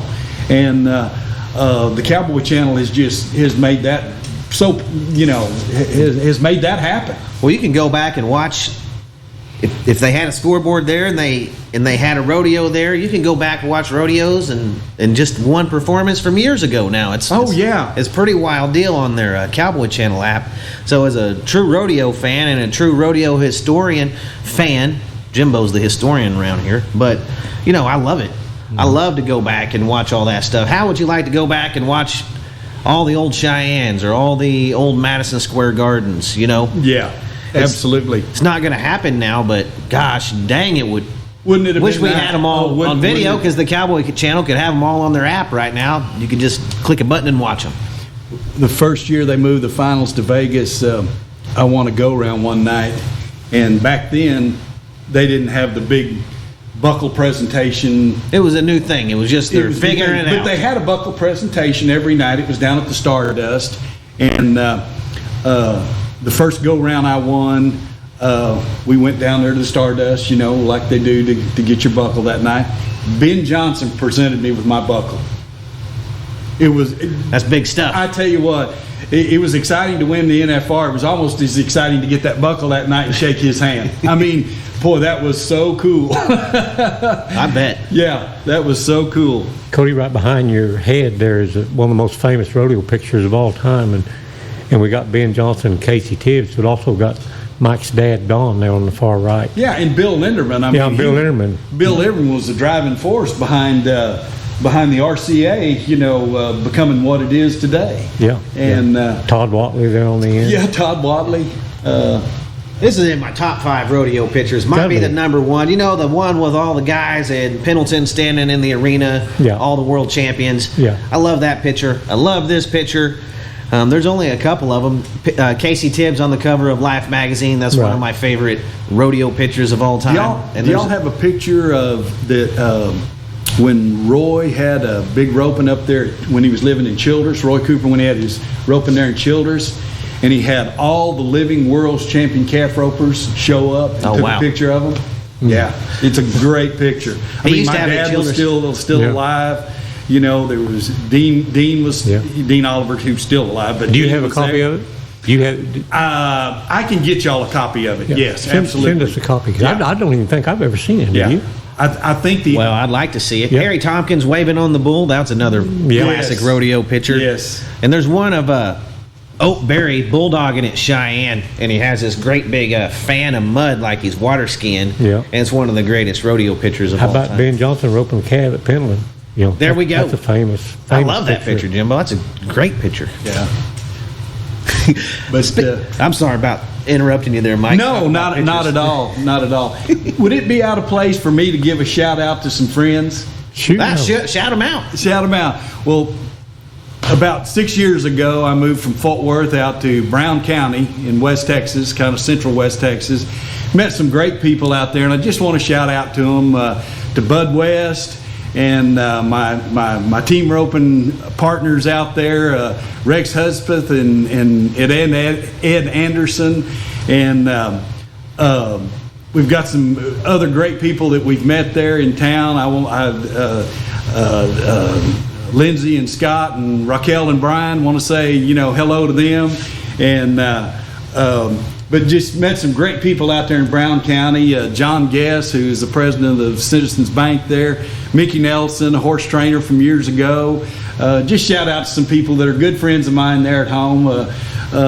Terry Mitchell and his family. His son Riley's taking care of my horses this week while I'm gone. So just shout out to some people and some great people that we've met since we moved out there that have really embraced us and we moved out west about 6 years ago to kind of get out of all the traffic and the people in the Metroplex. And there's great people out in West Texas. And, it's just rough living out there, Jimbo. Holy moly! Yeah, you like dust and tumbleweeds, but the folks can't be any nicer. Yeah, we love it out there, and just wanted to shout out some people, and then obviously all my family. My father-in-law is actually sitting here with us, and my mother-in-law both rode up with us from their home in Sherman, and my wife's with me, Kim. And then I want to shout out to all my kids, my daughter Lindsay and her husband Jake and their 2 kids, and my son Cody and his fiance and their 2 boys out in Midland, Texas, and my son Cade and his wife Ashley. They're expecting their first child here in a couple months. We got another McLaughlin going to hit the ground. That's so right. Little boy. So keep that name going. And then my other son Greg. If you live in Texas and you got a big family, one of them's going to be an Aggie. And Greg's our family Aggie.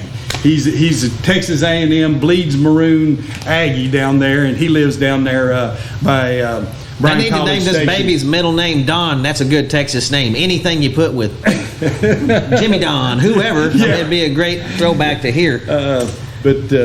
My son Cade and his wife Ashley, they're expecting, they're going to name their son Court Michael. And so we're excited for Court Michael to get here. That's a pretty good name, too. Yeah. Michael Don I like better, but Court Michael ain't bad.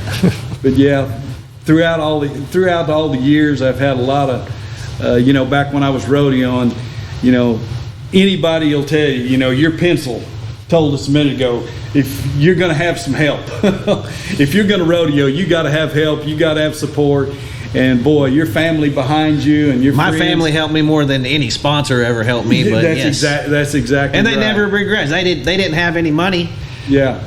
To speak of, but whatever they had, they offered when we needed it, especially to get down the road to another rodeo, because that's the life we lived. When I was living in Fort Worth and rodeoing, professional rodeoing, my biggest fan was at that time my father-in-law. His name was Mike Ward, and he was probably my biggest fan. And him and his wife Opal and all their family and my wife at the time, they were a big support system for me, and couldn't have got to do what I love to do without their support. And the little bit of success that I had, I credit to a lot of people. I had a lot of support. He must be a good guy, Jimbo, because his first father-in-law is his biggest fan, and his second father-in-law rides up here with him. My father-in-law, after 13 years, just finally started warming up to me. Is he speaking to you? Yeah, he was real skeptical for the first 11, 12 years of this deal, but he's warming up to me now. Well, I'm glad. Just took 12 years. Hey, you mentioned that Roy Cooper roping out in Childress a while back. He also had a roping in Paducah, Texas, the Roy Cooper roping. They moved it from Childress to Paducah one time, and they had a steer roping and calf roping. Mike, a lot of rodeo fans don't know about these invitational ropings. Windy Ryan, San Angelo. What makes these special? What makes those ropings more special than a lot of the others? Well, to me, what makes, like the San Angelo roping fiesta, that's usually, late November, late October, first week in November usually, and the or late October. It's fail. And the Ryan roping in Saginaw, right there where I used to live. I mean, what makes those ropings special is just where they started and the history behind them. I mean, the Ryan roping there. If you were anybody, you knew Windy Ryan. That had the big Windy Ryan, Western store there in Fort Worth. And I mean, Fort Worth is Cowtown, and Wendy started out just selling and creasing hats in a corner of the old Stockyards Exchange building years ago, and then grew his dynasty into the Western wear. But Wendy was an old roper, he roped, was a calf roper, and when he passed away, he was so well thought of, not by just rodeo people, but by all the business people in Fort Worth, in Tarrant County, for the simple reason that back then there were Fort Worth was cowboy, and if you wanted cowboy clothes, you went to Ryan's, and if you went to Ryan's, Wendy Ryan was there to make you feel special, and it didn't matter if you were a banker or a world's champion, you got treated the same. And what are the conditions at that roping? They built a big special arena out there. It's a big arena. Back when I was there, they scored them out a long way, scored them 20 foot, and you had walking fresh calves and walking fresh steers in the steer roping, and but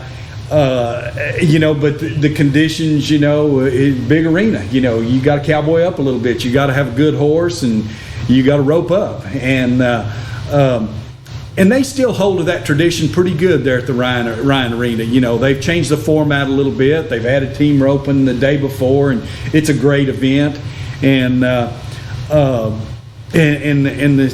steer roping, just like the calf roping, has changed. They've gone to a little quicker setups and smaller cattle and time faster because the fans have they like the speed events. They like to see the speed and the times faster.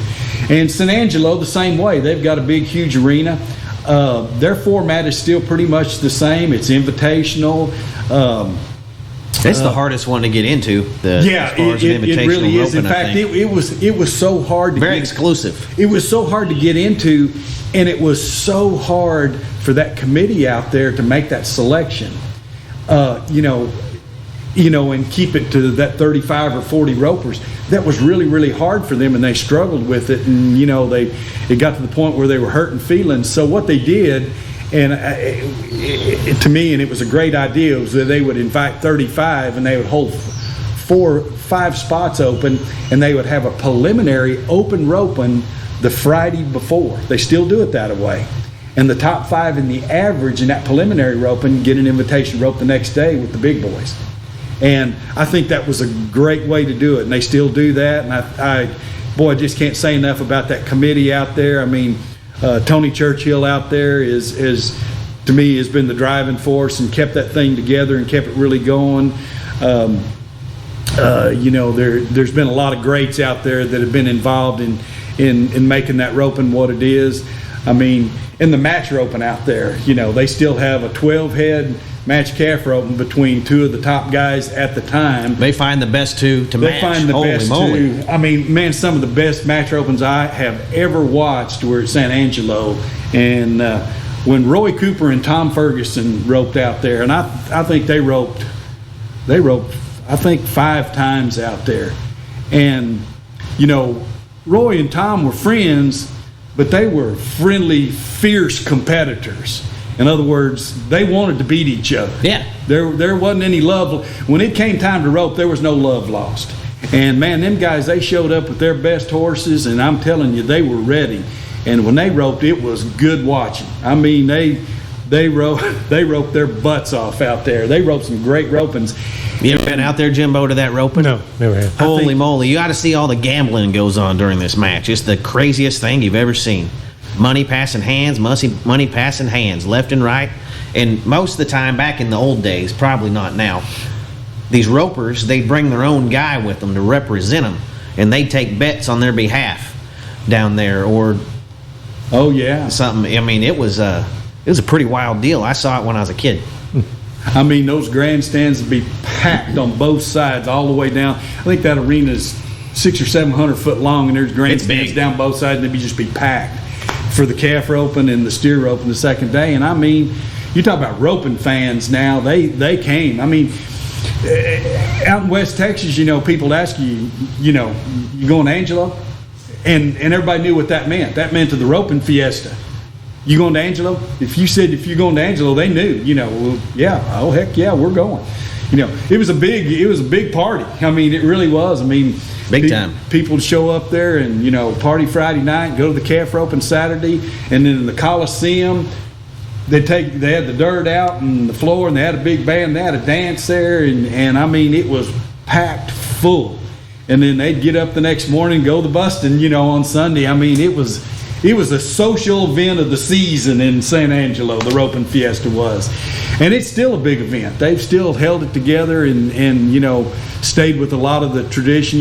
Jim Bob Altizer, I mean, he roped the match out there for years and years. He made that roping. I think they call it the house that Jim Bob built out there. That's exactly right. He roped that match out there for years. I mean, I got to see Jim Bob Altizer and Dean Oliver rope out there. I got to see Jim Bob and Glenn Franklin rope out there. Glenn Franklin, he was one of the guys that I really watched and loved to watch rope. I mean, he handled a rope so good and rope calves so sharp. And he said one of the best things I ever heard anybody say one time. We were at San Angelo and he wasn't roping the match that year, and before the match started, I happened to be sitting by Glenn and everybody sat along fencing inside the arena, and somebody asked Glenn who he was betting on in the match, and Glenn said, "Oh, I don't bet on the match." And they go, "You don't bet on the match?" And he said, "No." He said, "The only time I bet on a match roping is when I got the rope in my hand." He said, "Because I know how hard I'm going to try." And I thought, there's a lot of truth in that. Yep. And I've seen Joe Bieber, Fred Whitfield, Cody Ohl. Oh, those were some slug out matches right there, both of them. You know what? People always ask me, Mike, you've seen a lot of eras of calf roping. Who was the best? And that's hard to say. I mean, I think the winners, back in the 40s and 50s would have been winners in this day and age because they're winners. They would have figured out how to win. They would have adapted. They'd have done whatever Jimbo thinks Sonny Davis is still be winning world titles today. And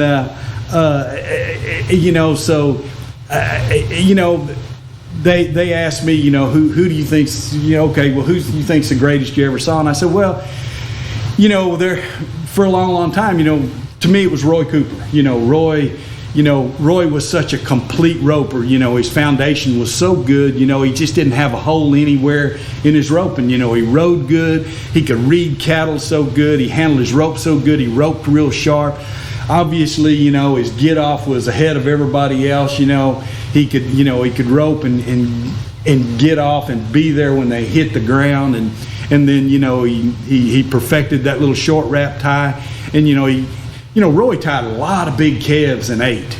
I mean, a lot of big calves. 250, 275 pound calves you had to jerk down and get after. Tied a lot of calves in 8. And I said, I always liked how slow he took that cross in that first wrap, and then it was over. Yeah. I watched a lot of him. It was a blur, And I thought he was always the greatest I'd seen until I had watched Cody Ohl rope on TV. Cody had won championships. I'm so glad to hear you say this because I agree with you. But I had never seen Cody rope in person. I'd seen him on TV, and but I'd never seen him rope a calf in person. And I was coaching a kid from out around Crescent, Texas, and his dad had invited Cody to come up and practice with this boy that day, just kind of inspire him and everything. And that's the first time I ever met Cody Ohl. Got to shake his hand and got to meet him, and he was in his prime then. He was riding a big sorrel horse called Old Luke that Chris Libert raised and trained and hauled, and a big horse, long neck, and could really stop. And Cody run about 4 or 5 practice calves that day, and I'll be honest with you, I was blown away. I'd never seen it all up close, and how good he could ride, how good his left hand was, riding his horses and getting back that horn and doing things, and how sharp he roped. Powerful with a rope. Yeah, and how strong he was on the ground, and the way he handled calves, and how deliberate he was with everything, fast and deliberate he was, flanking and tying. It was like, whoa, how do they ever beat this guy? He don't stop trying even when things aren't going his way. He's still going to get your money. And I asked Roy one time, I said, man, if you and Cody O were both in your prime, how would you feel? And he said, I'd have my hands full with that boy. He said that'd be one of them things where I'd get the best of him some days and he'd get the best of me some days, But But yeah, Cody, and like I say, there's so many greats out there, but you can't leave Fred Whitfield out of it either. I mean, oh my gosh. Oh, he's a machine. He was a machine, unbeatable. He won every rodeo, won every championship you could. One of the... He was an athlete. I still kind of give the edge to Roy because I saw Roy and I practiced with Roy a lot, and I didn't rodeo a lot with Roy. We didn't travel together a lot. We did just a little bit every now and then, but we got to practice a lot. And he was doing a lot of roping schools back then, and he when he'd get big numbers, he would ask me to go with him and help out. And I would, and so I got to see him teach and all that, and he was so foundationally strong, He learned from one of the best, and was around the best. And he did. Guys like that. He was exposed, those great ropers too. I mean, how many great ropers came from New Mexico out there? Not besides Sonny Davis, and there were guys out in New Mexico and in the Panhandle of Texas out there that were great ropers that people have never even heard of to this day. That didn't want to go rodeo and didn't want to, just went to a few rodeos or a few ropings around where they live. Fabulous ropers, It'd be a great debate between New Mexico and Oklahoma to me on the greats, on the foundation of it, on the foundations of rodeo. Yeah, one of the greatest things I always admired about Roy was, he's the world's champion. He's the reigning world's champion at the time. He's got the Dodge truck that he got from winning the world. And the gold buckle, and got plenty of money, and everybody wants to be around him. And we're at a rodeo over in East Texas, Jasper, Texas, and it's raining straight down, and he's got the worst calf in the herd. And he bites into that pig and string, and he tries like he ain't got $1 to his name. Mister, that's a world's champion right there. It'd be easy for a guy like that's got everything, that's got the gold buckle to go, man, conditions aren't very good. I think I'll kind of wait for a better day. Not Roy. He'd grit his teeth and try like he didn't have, like I say, $1 to his name. He wanted to win that bad, Mike, you've seen a lot of eras and you've seen a lot of guys. You've roped with a lot of guys. You've watched a lot of ropings. Who has the fastest hands you've ever seen in the calf roping? Tying. Once they get their pig and string on them, who's the fastest? I got a couple names. There's two or three. Back years ago, Gary Johnson with a pig and string was one of the fastest guys I ever saw. Is he an Okie?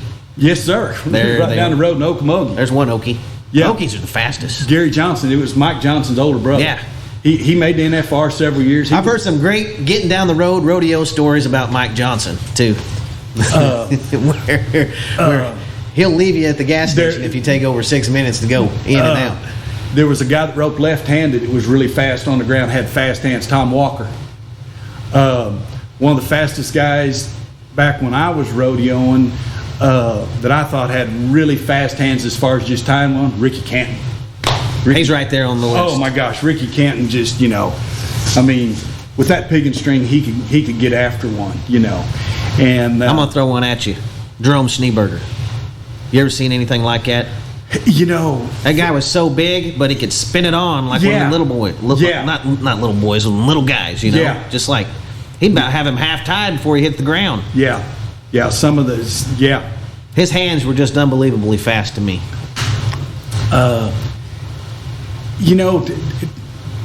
To me, when it comes to tying a calf, tying fast is great, but if you look back through the generations, the money is won from the time your foot leaves the stirrup till you catch the front leg, till you get them flanked and on the ground. You can look back and, if you start every great roper from the time he catches a leg, stringing and tying one, there's not a whole lot of time difference, maybe just 2 or 3 tenths. So in my opinion, you don't win with your pig and string. Now your pig and string can cost you a lot of money, if you don't get it on right. I was telling people, when I was doing some roping clinics and stuff, I'd tell them your pig and string's not going to make you time, but it can sure cost you a lot of time. Oh yeah. And But you look at today's the top winners today. They're the guys that get from that stirrup to flanking and catching that front leg. Shad Mayfield. Don't make very many John mistakes. Douch, Tough Cooper. Tough from that stirrup to that front leg, in my opinion, even the guys I just mentioned, he's the fastest. Never seen anybody get down a rope and get a calf flanked as quick as he does. And catch that leg as quick as Tough can. And when they do that, they don't have to tie fast. They just got to not mess up. Finish the run. They just got to finish then. And but boy, there's been some guys that could really run that pigging string. I know. I just wanted to know who was the fastest hands. Obviously, consistency, slow down, be fast. How many times have you heard that? Yeah. That's the golden rule. Keep your elbow up, slow down, be fast. That's been the golden rule of roping since rodeo roping was incepted, it seems like.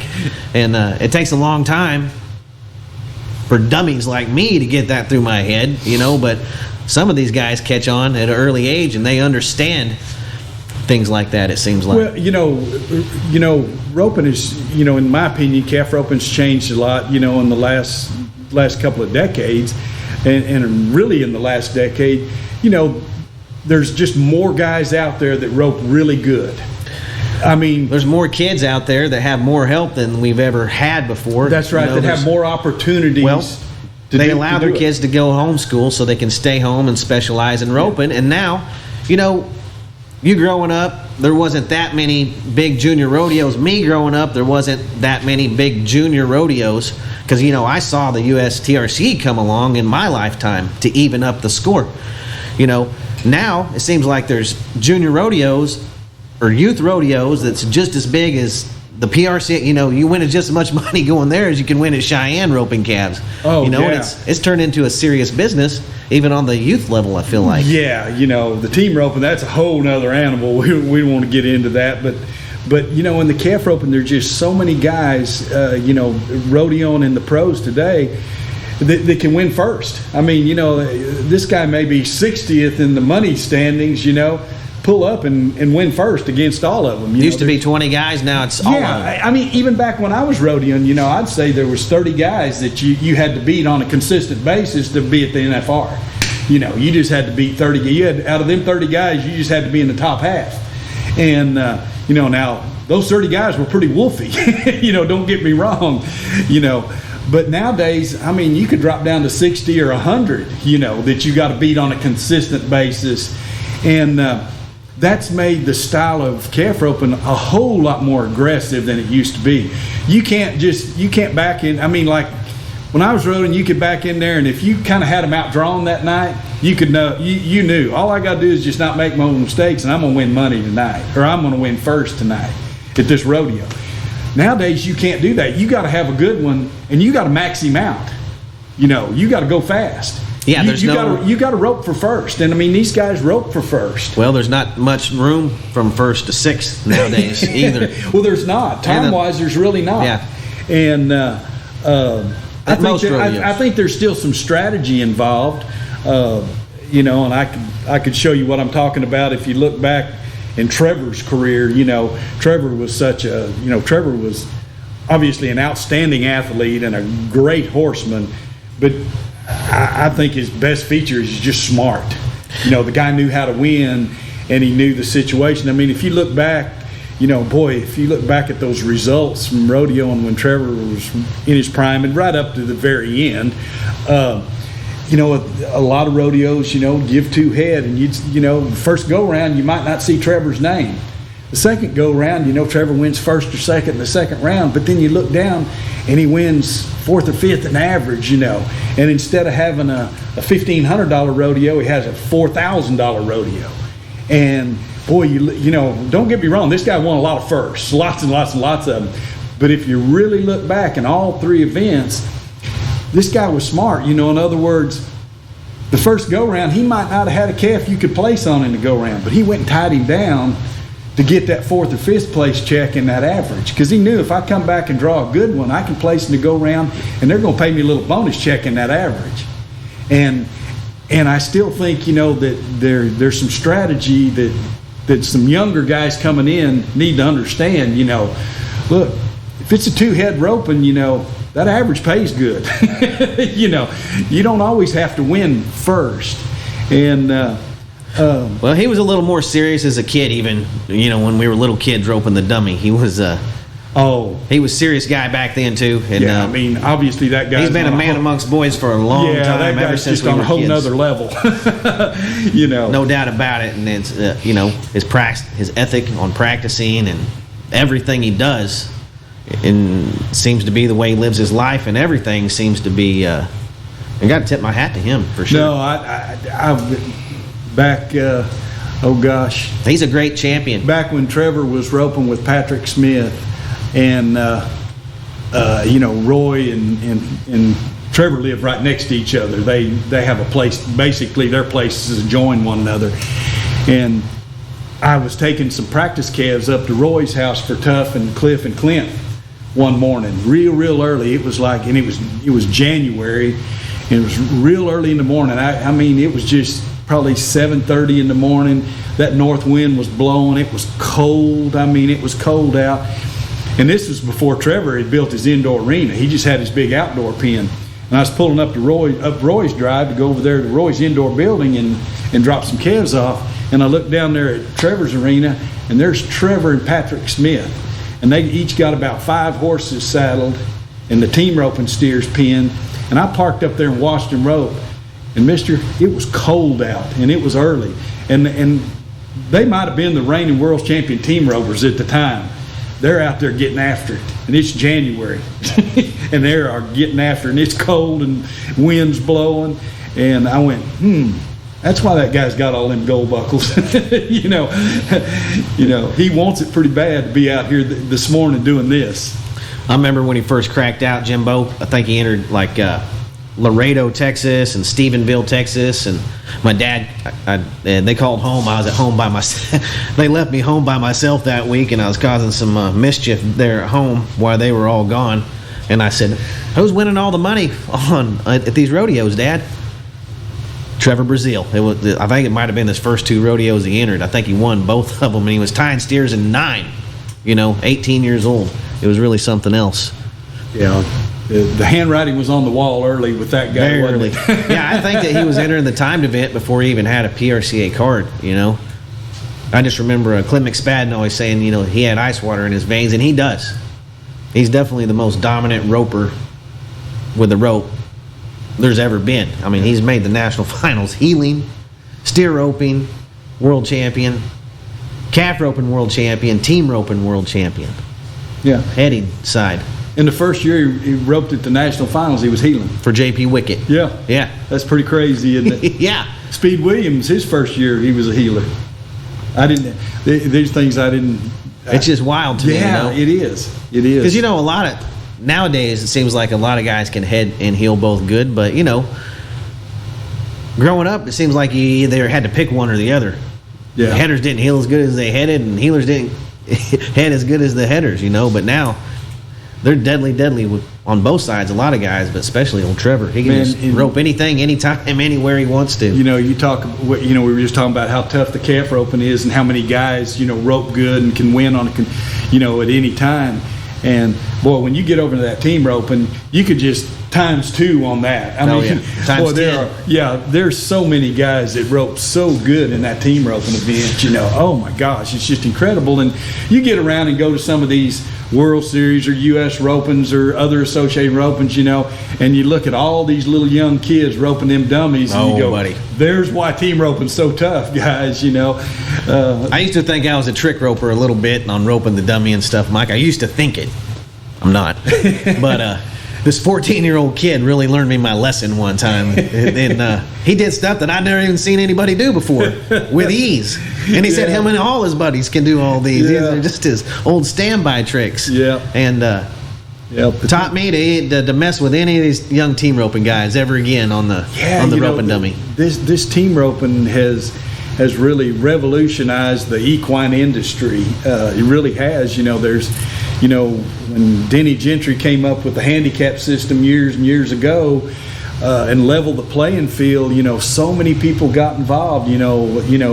men and women, and it's just exploded. And I mean, the money in it's just incredible. I mean, if you look at what the payout is at the South Point during the National Finals out there at the World Series Finals, it just crazy. It blows you away. Over $100,000 you can win, walk out of there with. Yeah, I was riding around there last December. I roped out there at the World Series with Billy Haley, and I was riding around and was talking to Dick Yates, JD's dad. Oh, yeah. Dick's 82 years old. Did you grow up around them in Colorado? You know what? When I went to college, I went to school there in Pueblo where they lived, and they were nice enough to let me come out and rope, and gosh, knew the whole family. JD's one of my roping heroes. I think he might Dick, be the best. Right there with Trevor as a rope handler. There's no telling how many people Dick and Jan Yates helped in their rodeo careers throughout their life, and Kelly and JD, they're just class people, and JD's, turned into be one of the greatest horsemen ever, in my opinion. And but yeah, I knew him real well. But I was riding around with Dick there at the World Series last year, and Dick looked at me and he says, "Mike, did you ever think at our age we'd get to still run at this kind of money?" And I go, "Boy, Dick, not in my wildest dreams." Did he win it? Dick, or the year before, last year or the year before? A couple of years ago, he placed in 2 ropings out there and won over 100,000. Yeah. He was like 81 years old then. Yeah, it was incredible. He won. His grandson Trey won the average at the NFR his rookie year. And Dick won more than Trey did out there that week. So the Yates family had a big week out there that week. I remember that. In that team roping, there's Navajo, guys coming off the Navajo nations, knowing that they can't even pronounce their last names, and they're roping better than anybody we've ever seen. That kid that Trey roped with that year at the finals was one of them. That Tenzini or something like that. Yeah. But boy, howdy.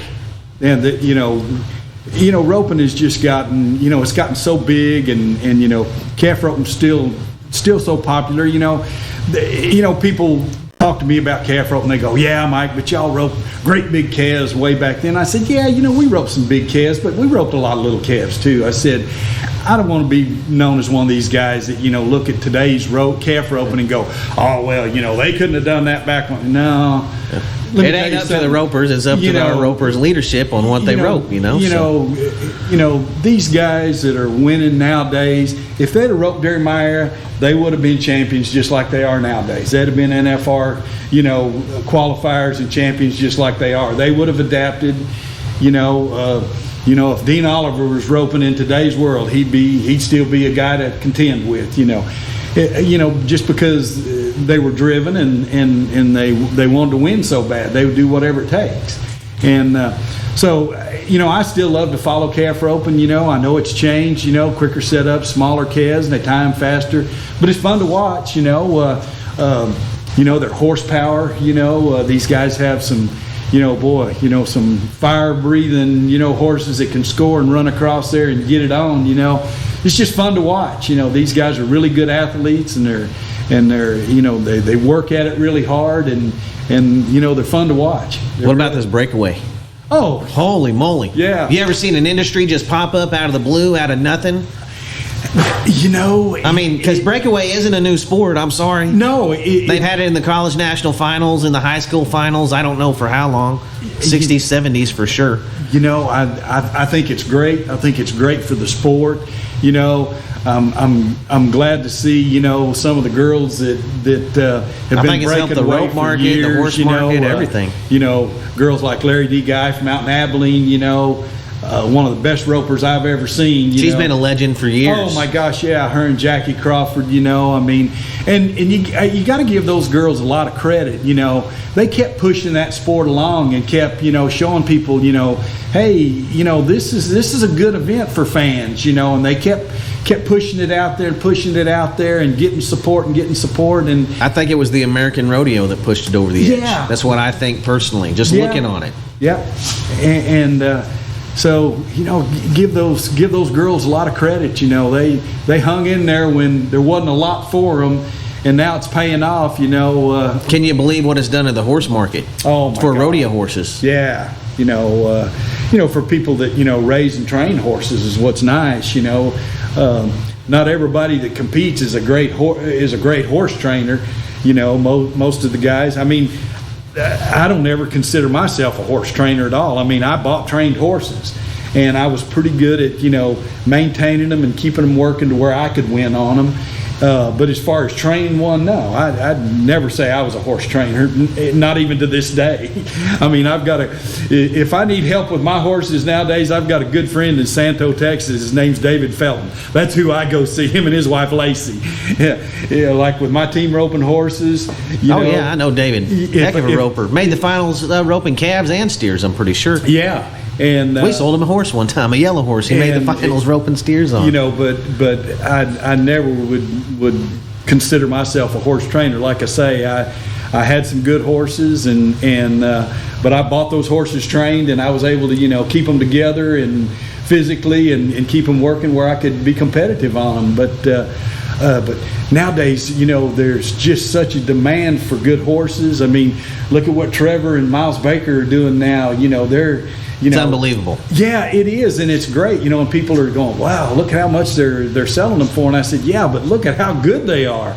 I mean, wow. Where can you go find? I mean, it's about time a horse is worth the truck or trailer is in. Yeah. Honestly, I mean that's the biggest thing you have.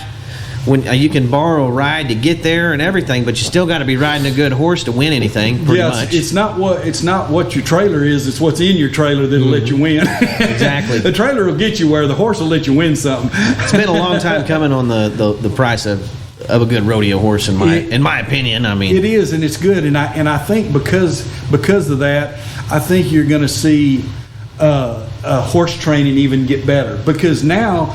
It's worth their while. It's worth the money. You can make money at it. You can take a gamble on a young horse to see what might happen now compared to what. Yeah. Compared to 10 years ago, even that short a time span. I think this has just really boomed in the last 4 to 5 years. This horse market just has exploded to unfathomable thoughts. Really, just whatever you got guts enough to ask for your good horse, someone's going to buy him if he's good. Yeah, and we don't even want to talk about the barrel racers. Don't even want to talk. Well, that's totally changed. There's guys. They got stables of horses just like they're a racehorse owner, and they got trainers, and then they got ladies like a lady we live here in Pawhuska named Wenda Johnson, one of the best barrel horse jockeys in the world.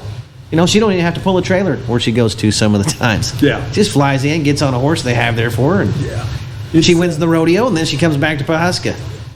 Yep. It's neat to see how things have evolved and see how this equine industry has progressed and grown and where it was at, where it's at, where the cycles it went through and where it's at today. And it's just to me, I'm still such a fan of good horses and roping and rodeo in general. I mean, gosh, how exciting are these right boys? Right? It's crazy. Yeah, how exciting is that? And we don't even know how many of them there are. Really, nobody does. Oh, there's another one. I've never read that one's name. Yeah. I've never read that one's name. Yeah, they just keep coming and keep coming. No one's ever seen anything like it. Yeah, before Stetson cracked out, I was out there at Vegas at the World Series, and we happened to be watching the buckle presentation one night, live feed there, and Ryder had won the saddle bronc riding that night. There's another one in there too that's won the world besides Cody, Ryder, and Stetson, but I can't remember his name. Well, there's so many of them. Spencer, that's it. Spencer. But anyway, Ryder was getting his buckle, and the announcers were trying to interview him, and Ryder's pretty tight-lipped anyway, and he doesn't like to say a whole lot. He just likes to let his riding do his talking, and does. Yeah. But anyway, they were talking to him, about his family and his brother, his dad, and his uncles and his brothers and all this kind of stuff, and at the end he goes, yeah, and we got another little brother that's fixing to crack out next year named Stetson, and he rides bulls pretty good too. Yeah, no kidding. And that's all he said about him, and I thought, well, be interesting to see, another one come on, and then Stetson hit the scene, and it's like, oh my gosh, holy smokes. And then you find out Statler is coming, and you go, oh my gosh, So boy, how exciting is that being? There's so many of them. They're going to run out of names to name them, Jimbo. Run out of blue shirts. Not only that, they're great for rodeo. I mean, think about the fan base these guys have brought to rodeo. Well, they're superstars. They're superstars. They're Yeah. what Casey Tibbs was back in his prime. Yeah, but they and might even have more fans. And you know what? Such good boys. Good kids. I Seem to shouldn't be say good kids. role models. Yeah, all of them. They're really good. They all seem to be very humble. Gosh, I can't say enough about them. But I like them pretty good. Yeah, But anyway. they're likable. There's nothing not to like about them. I know. There ain't nothing better than a good bronc ride, Jimbo, to watch on a ranked bronc. I mean, it's just good watching. That's the roots of rodeo right there. Jimbo, what else you got for Mike today? Well, we would just want to thank him. Mike drove up from Texas to sit in with us. He didn't want to do it over the phone. He said, I want to come up and talk to you in person, and it's been great. If you don't like this interview, you just don't like nothing. Well, I thank y'all for inviting me, and gosh, I wanted to come up because I wanted to see the museum. I'd heard great things about it. Roy, I told Roy, I said, man, you got to go up. I'll really tell him now that I've seen it. Man, tell him to come up. You're missing the boat. We got to go see this. Yes, And bring him up. We'll do another interview with him in person. Because we didn't get to near what we wanted to with him. yeah. He's got so much more. Right. And when you sit down face to face like this, it's a lot better. When you walk around this place, for me, walking around this place, it brought back so many memories. You showed me the picture of your granddad roping off old Black there at Pendleton. That great big picture up there. The horse that my dad won a couple of championships on. The first horse right here in Pawhuska, First he won horse a I world ever tripped championship a steer on. didn't he? It's like, oh my gosh, that just kind of blows me away. Seeing that, and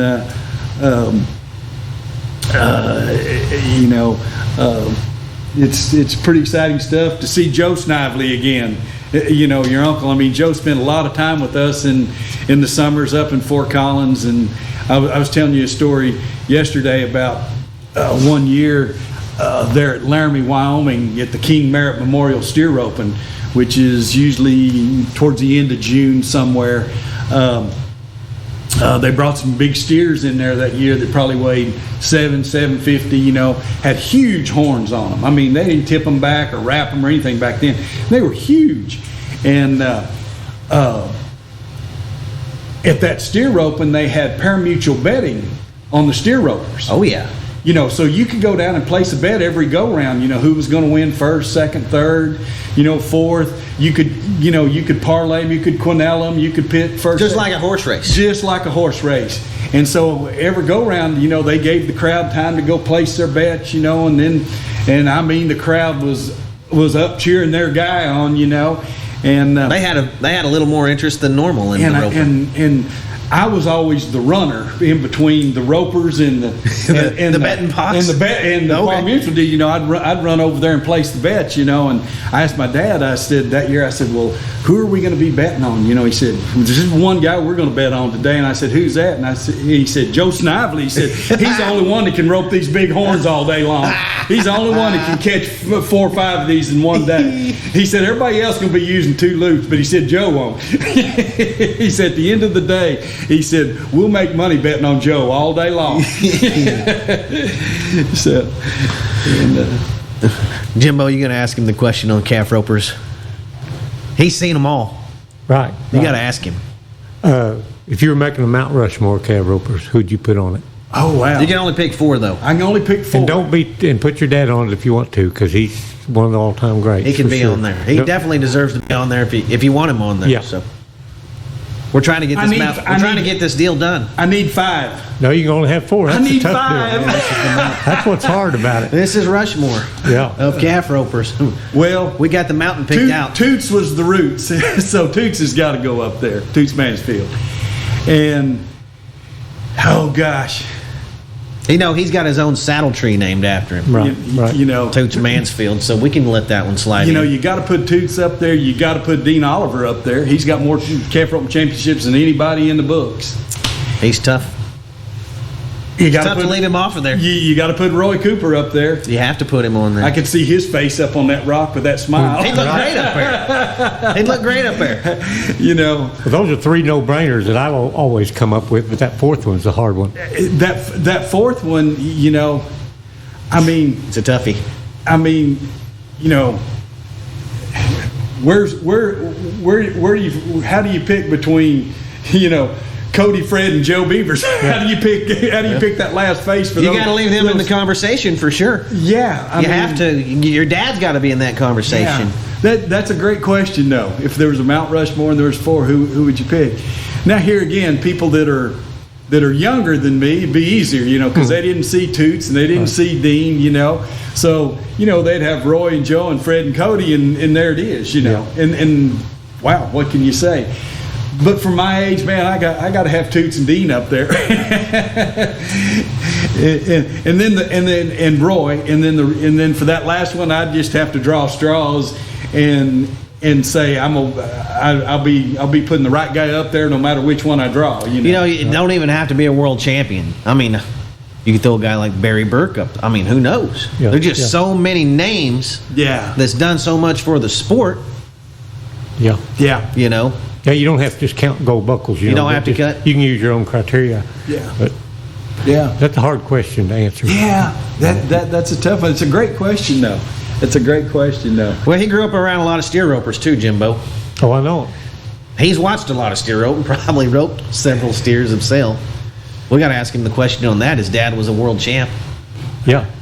Mount Rushmore steer roper. Oh, Guy Allen. He's your centerpiece. Guy, you have to put Guy on there. my There's gosh. no doubt about it. What, 19 gold buckles? Is that right? Yeah. You know, you got to have Guy Allen up there. What about Bob Crosby? You know, I didn't see Bob. That much. So I know, but he's hard to leave out of that conversation. yeah.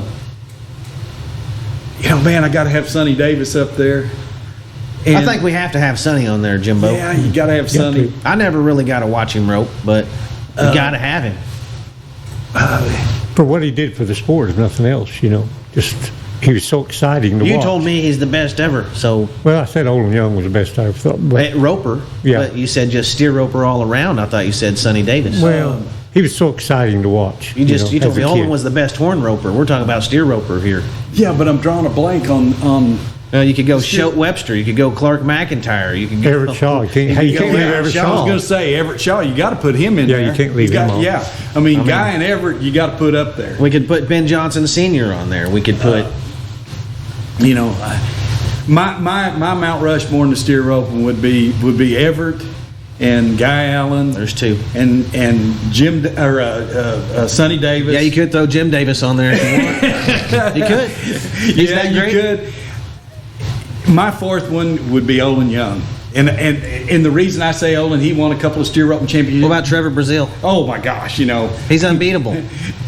What about Scott Snedeker There's your now? Mount Rushmore, and then above Mount Rushmore, there's a whole place. There's a place up there for one head, and that's Trevor. You know, so you got to put him up there all by himself. You know, but yeah, I say Olin. The reason He's I done say thrown Bob Olin Crosby is out of this. he the was whole such deal. a perfectionist. What about Ike Rude? Oh my gosh, Ike was. You know, I got to meet Ike when I was a little kid. You know, so oh my gosh, you know, I got to tell you a story about Ike. Gosh, when I was probably 10 or 11 years old, Ike stopped by our house on his way to Cheyenne, and gosh, he was 85 then. You know, I mean, he was, you know, he was older than dirt then. You know, and I didn't really know that much about Ike Rude, so my dad got to tell me about Ike Rude, you know, and all that. And we were out there roping the dummy one day, and my dad, being the trick roper, you know, he'd half ocean wave and rope the horns, you know, and Ike was sitting over there watching, you know, and Ike he'd rope it, you know, and my dad would do another trick, butterfly, and figure eight the horns or something, you know, and my dad did another trick and rope the horns again. And Ike looked at him and said, "I'd like to see him do that to a cow." I'd like to see him try to do that to a cow. You know, and They said Ike could rope just about anything he decided to throw his rope at. oh my gosh. Holy moly, I heard he was a good roper. I'd like to see Ike the time he roped that buffalo and tripped him. Tied a buffalo down. That would have been pretty neat to see. Those are great questions. I'd never thought about that, but those are great questions. That calf roping, that's a tough one.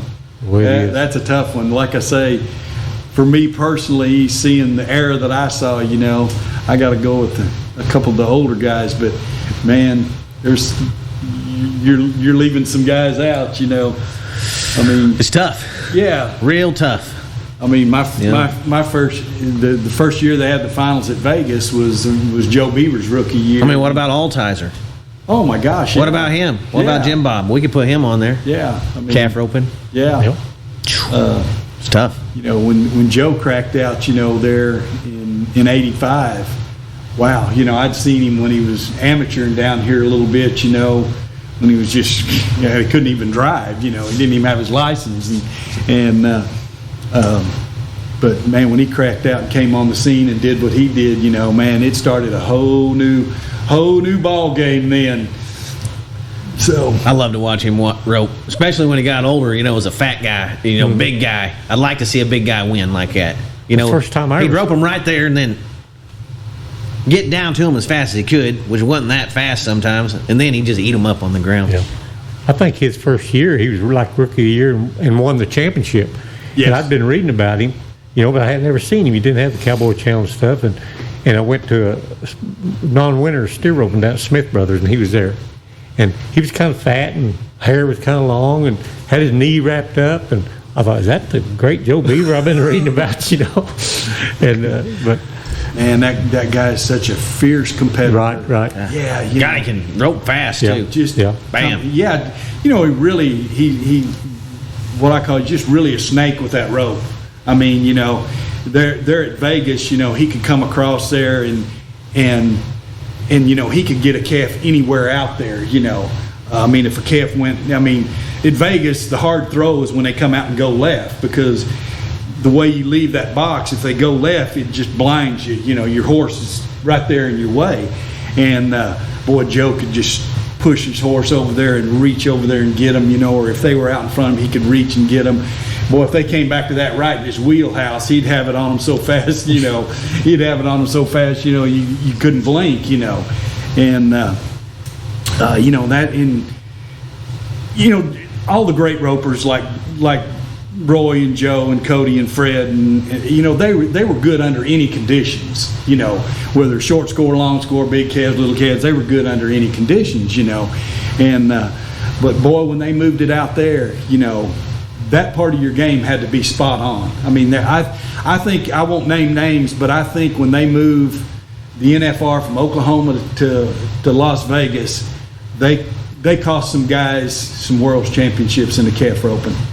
I'm not going to name names, but there was 2 or 3 guys that I think if they'd left them in Oklahoma City, where you had to score them out there and go run them and tie them down, they would have won championships. And when they moved it out there, their game just wasn't geared for that, and doesn't make them any less of a roper. I think it just kind of took a little advantage away from them. It just wasn't in their wheelhouse. Roy even said, it took him a couple years to get comfortable out there. Right. And it does happen quick, I would assume. It does, and what's so hard about it is it's so wide. It's short, but it's so wide. And at the back end, you got the bucking chutes, those yellow bucking chutes. So if you think about it from a calf or a team roping steer, a bulldogging steer, there's no depth for them to run to. Cattle are looking for the light at the end of the tunnel. Well, there is no light at the end of the tunnel there. It's just a great big yellow gate there. To them, it's just so big and so bright there that once a calf or a steer leaves the box and goes 1, 2, 3, maybe 4 jumps, that hits them, and then they're looking to go back left or right. And in the calf roping, man, if you don't have it on them by then, you rope them and you're jumping off going that way or going this way. It just kind of messes your timing and your go up and your horses. It just kind of messes things up. So if you can come across there and rope kind of going into the pocket, you know, going into it instead of hitting the pocket and rope and going into that pocket, you know. That's where Joe was so tough, and then Roy adapted and got where he could do it, and you know, and then Fred and Cody and Trevor, man, they just eat them up because they scored so good and rode their horse so good and had their rope in position where they could get them right there. You know, they could get them anywhere. There was a guy out there that roped at the NFR, I don't know, 7-8 years ago, Cade Swore. Yeah. And man, he roped out there one year and placed on 8 out of 10 calves, and he didn't win the average. The 2 calves he didn't place on, he broke the barrier on them and was 7 on both them. But this guy, he was dialed in where when he came across that barrier line, he could rope them anywhere where they were at that second or third swing. I don't care if they were headed left to the wall, he could get them. He was in the zone. They were coming back to the right, he had them, you know. And it made all the difference in the world. When you can come across there and get it on one right there, all the rest of it's just, you know, get down there and get them tied up, you know. Well, Jimbo, you got anything else for Mike today? No, just a great history lesson there, because he's seen so much, so many eras. Feel like we got rodeo royalty in the house today. Yeah, you do. I don't know about that. You do, and comes from a long-standing rodeo family. They've nothing they haven't accomplished as a family. Right. I think it's just one of our better podcasts. I learned a lot. Yep. Well, I really enjoyed it, and thank y'all so much for having me. I hope I didn't get too passionate. Sometimes talking about this, I get pretty passionate and talk about, you know, the roping and stuff, and I still really enjoy watching and keeping up with it. And me and Royce, we stay in touch, and you know, still stay in touch with a few guys that I used to rodeo with a little bit, you know, but stay in touch with Roy pretty regular, and that's good. I always like to get behind the scenes of what's going on with the boys, you know, Clint, Cliff, and Tuff. Oh yeah, that's good to keep up. You know, keep in the loop there, you know, because a lot of times me and Jimbo, we don't keep up with a lot of guys, and we kind of fall out of the loop, but we can see them 5 years down the road, and it's just like we just saw each other yesterday. That's the way the rodeo family is. Well, man, things like what y'all are doing here with this podcast, it's just, you know, it's great for rodeo in general. It's great for roping, and you guys are being commended for what you've put together here. And I think there's going to be more and more guys reach out to you guys saying, "Hey, I'd love to come interview with you guys. You know, I've got some great stories to tell." And send them on, Mike. I will. I will. You know, lots of them. So anyway, thank y'all for having me so much. I enjoyed it. All these young guys got to remember where they came from, Jimbo. That's right. Who got them to where they are now? Right. Who made rodeo though? Exactly. You know. That's what we're all about. And appreciate you coming down. I sound like a typical Oakley. Thanks for coming down here, Mike, all the way from Texas. But we do appreciate it, and we're proud of everything you accomplished, and we're proud of everything your dad accomplished, too, up here. Thank you. I appreciate that. And until next week, this has been Cowboys of the Osage podcast. Here's our sign-out song, Jimbo. Okay.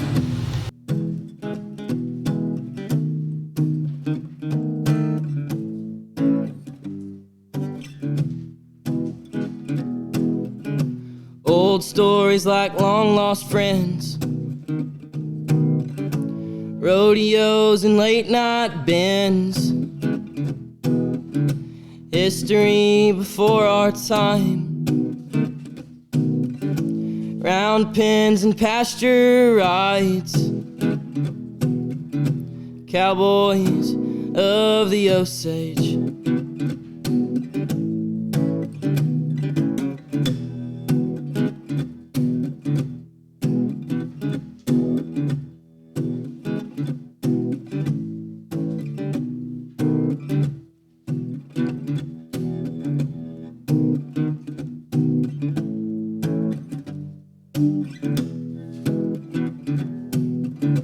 Old stories like long-lost friends,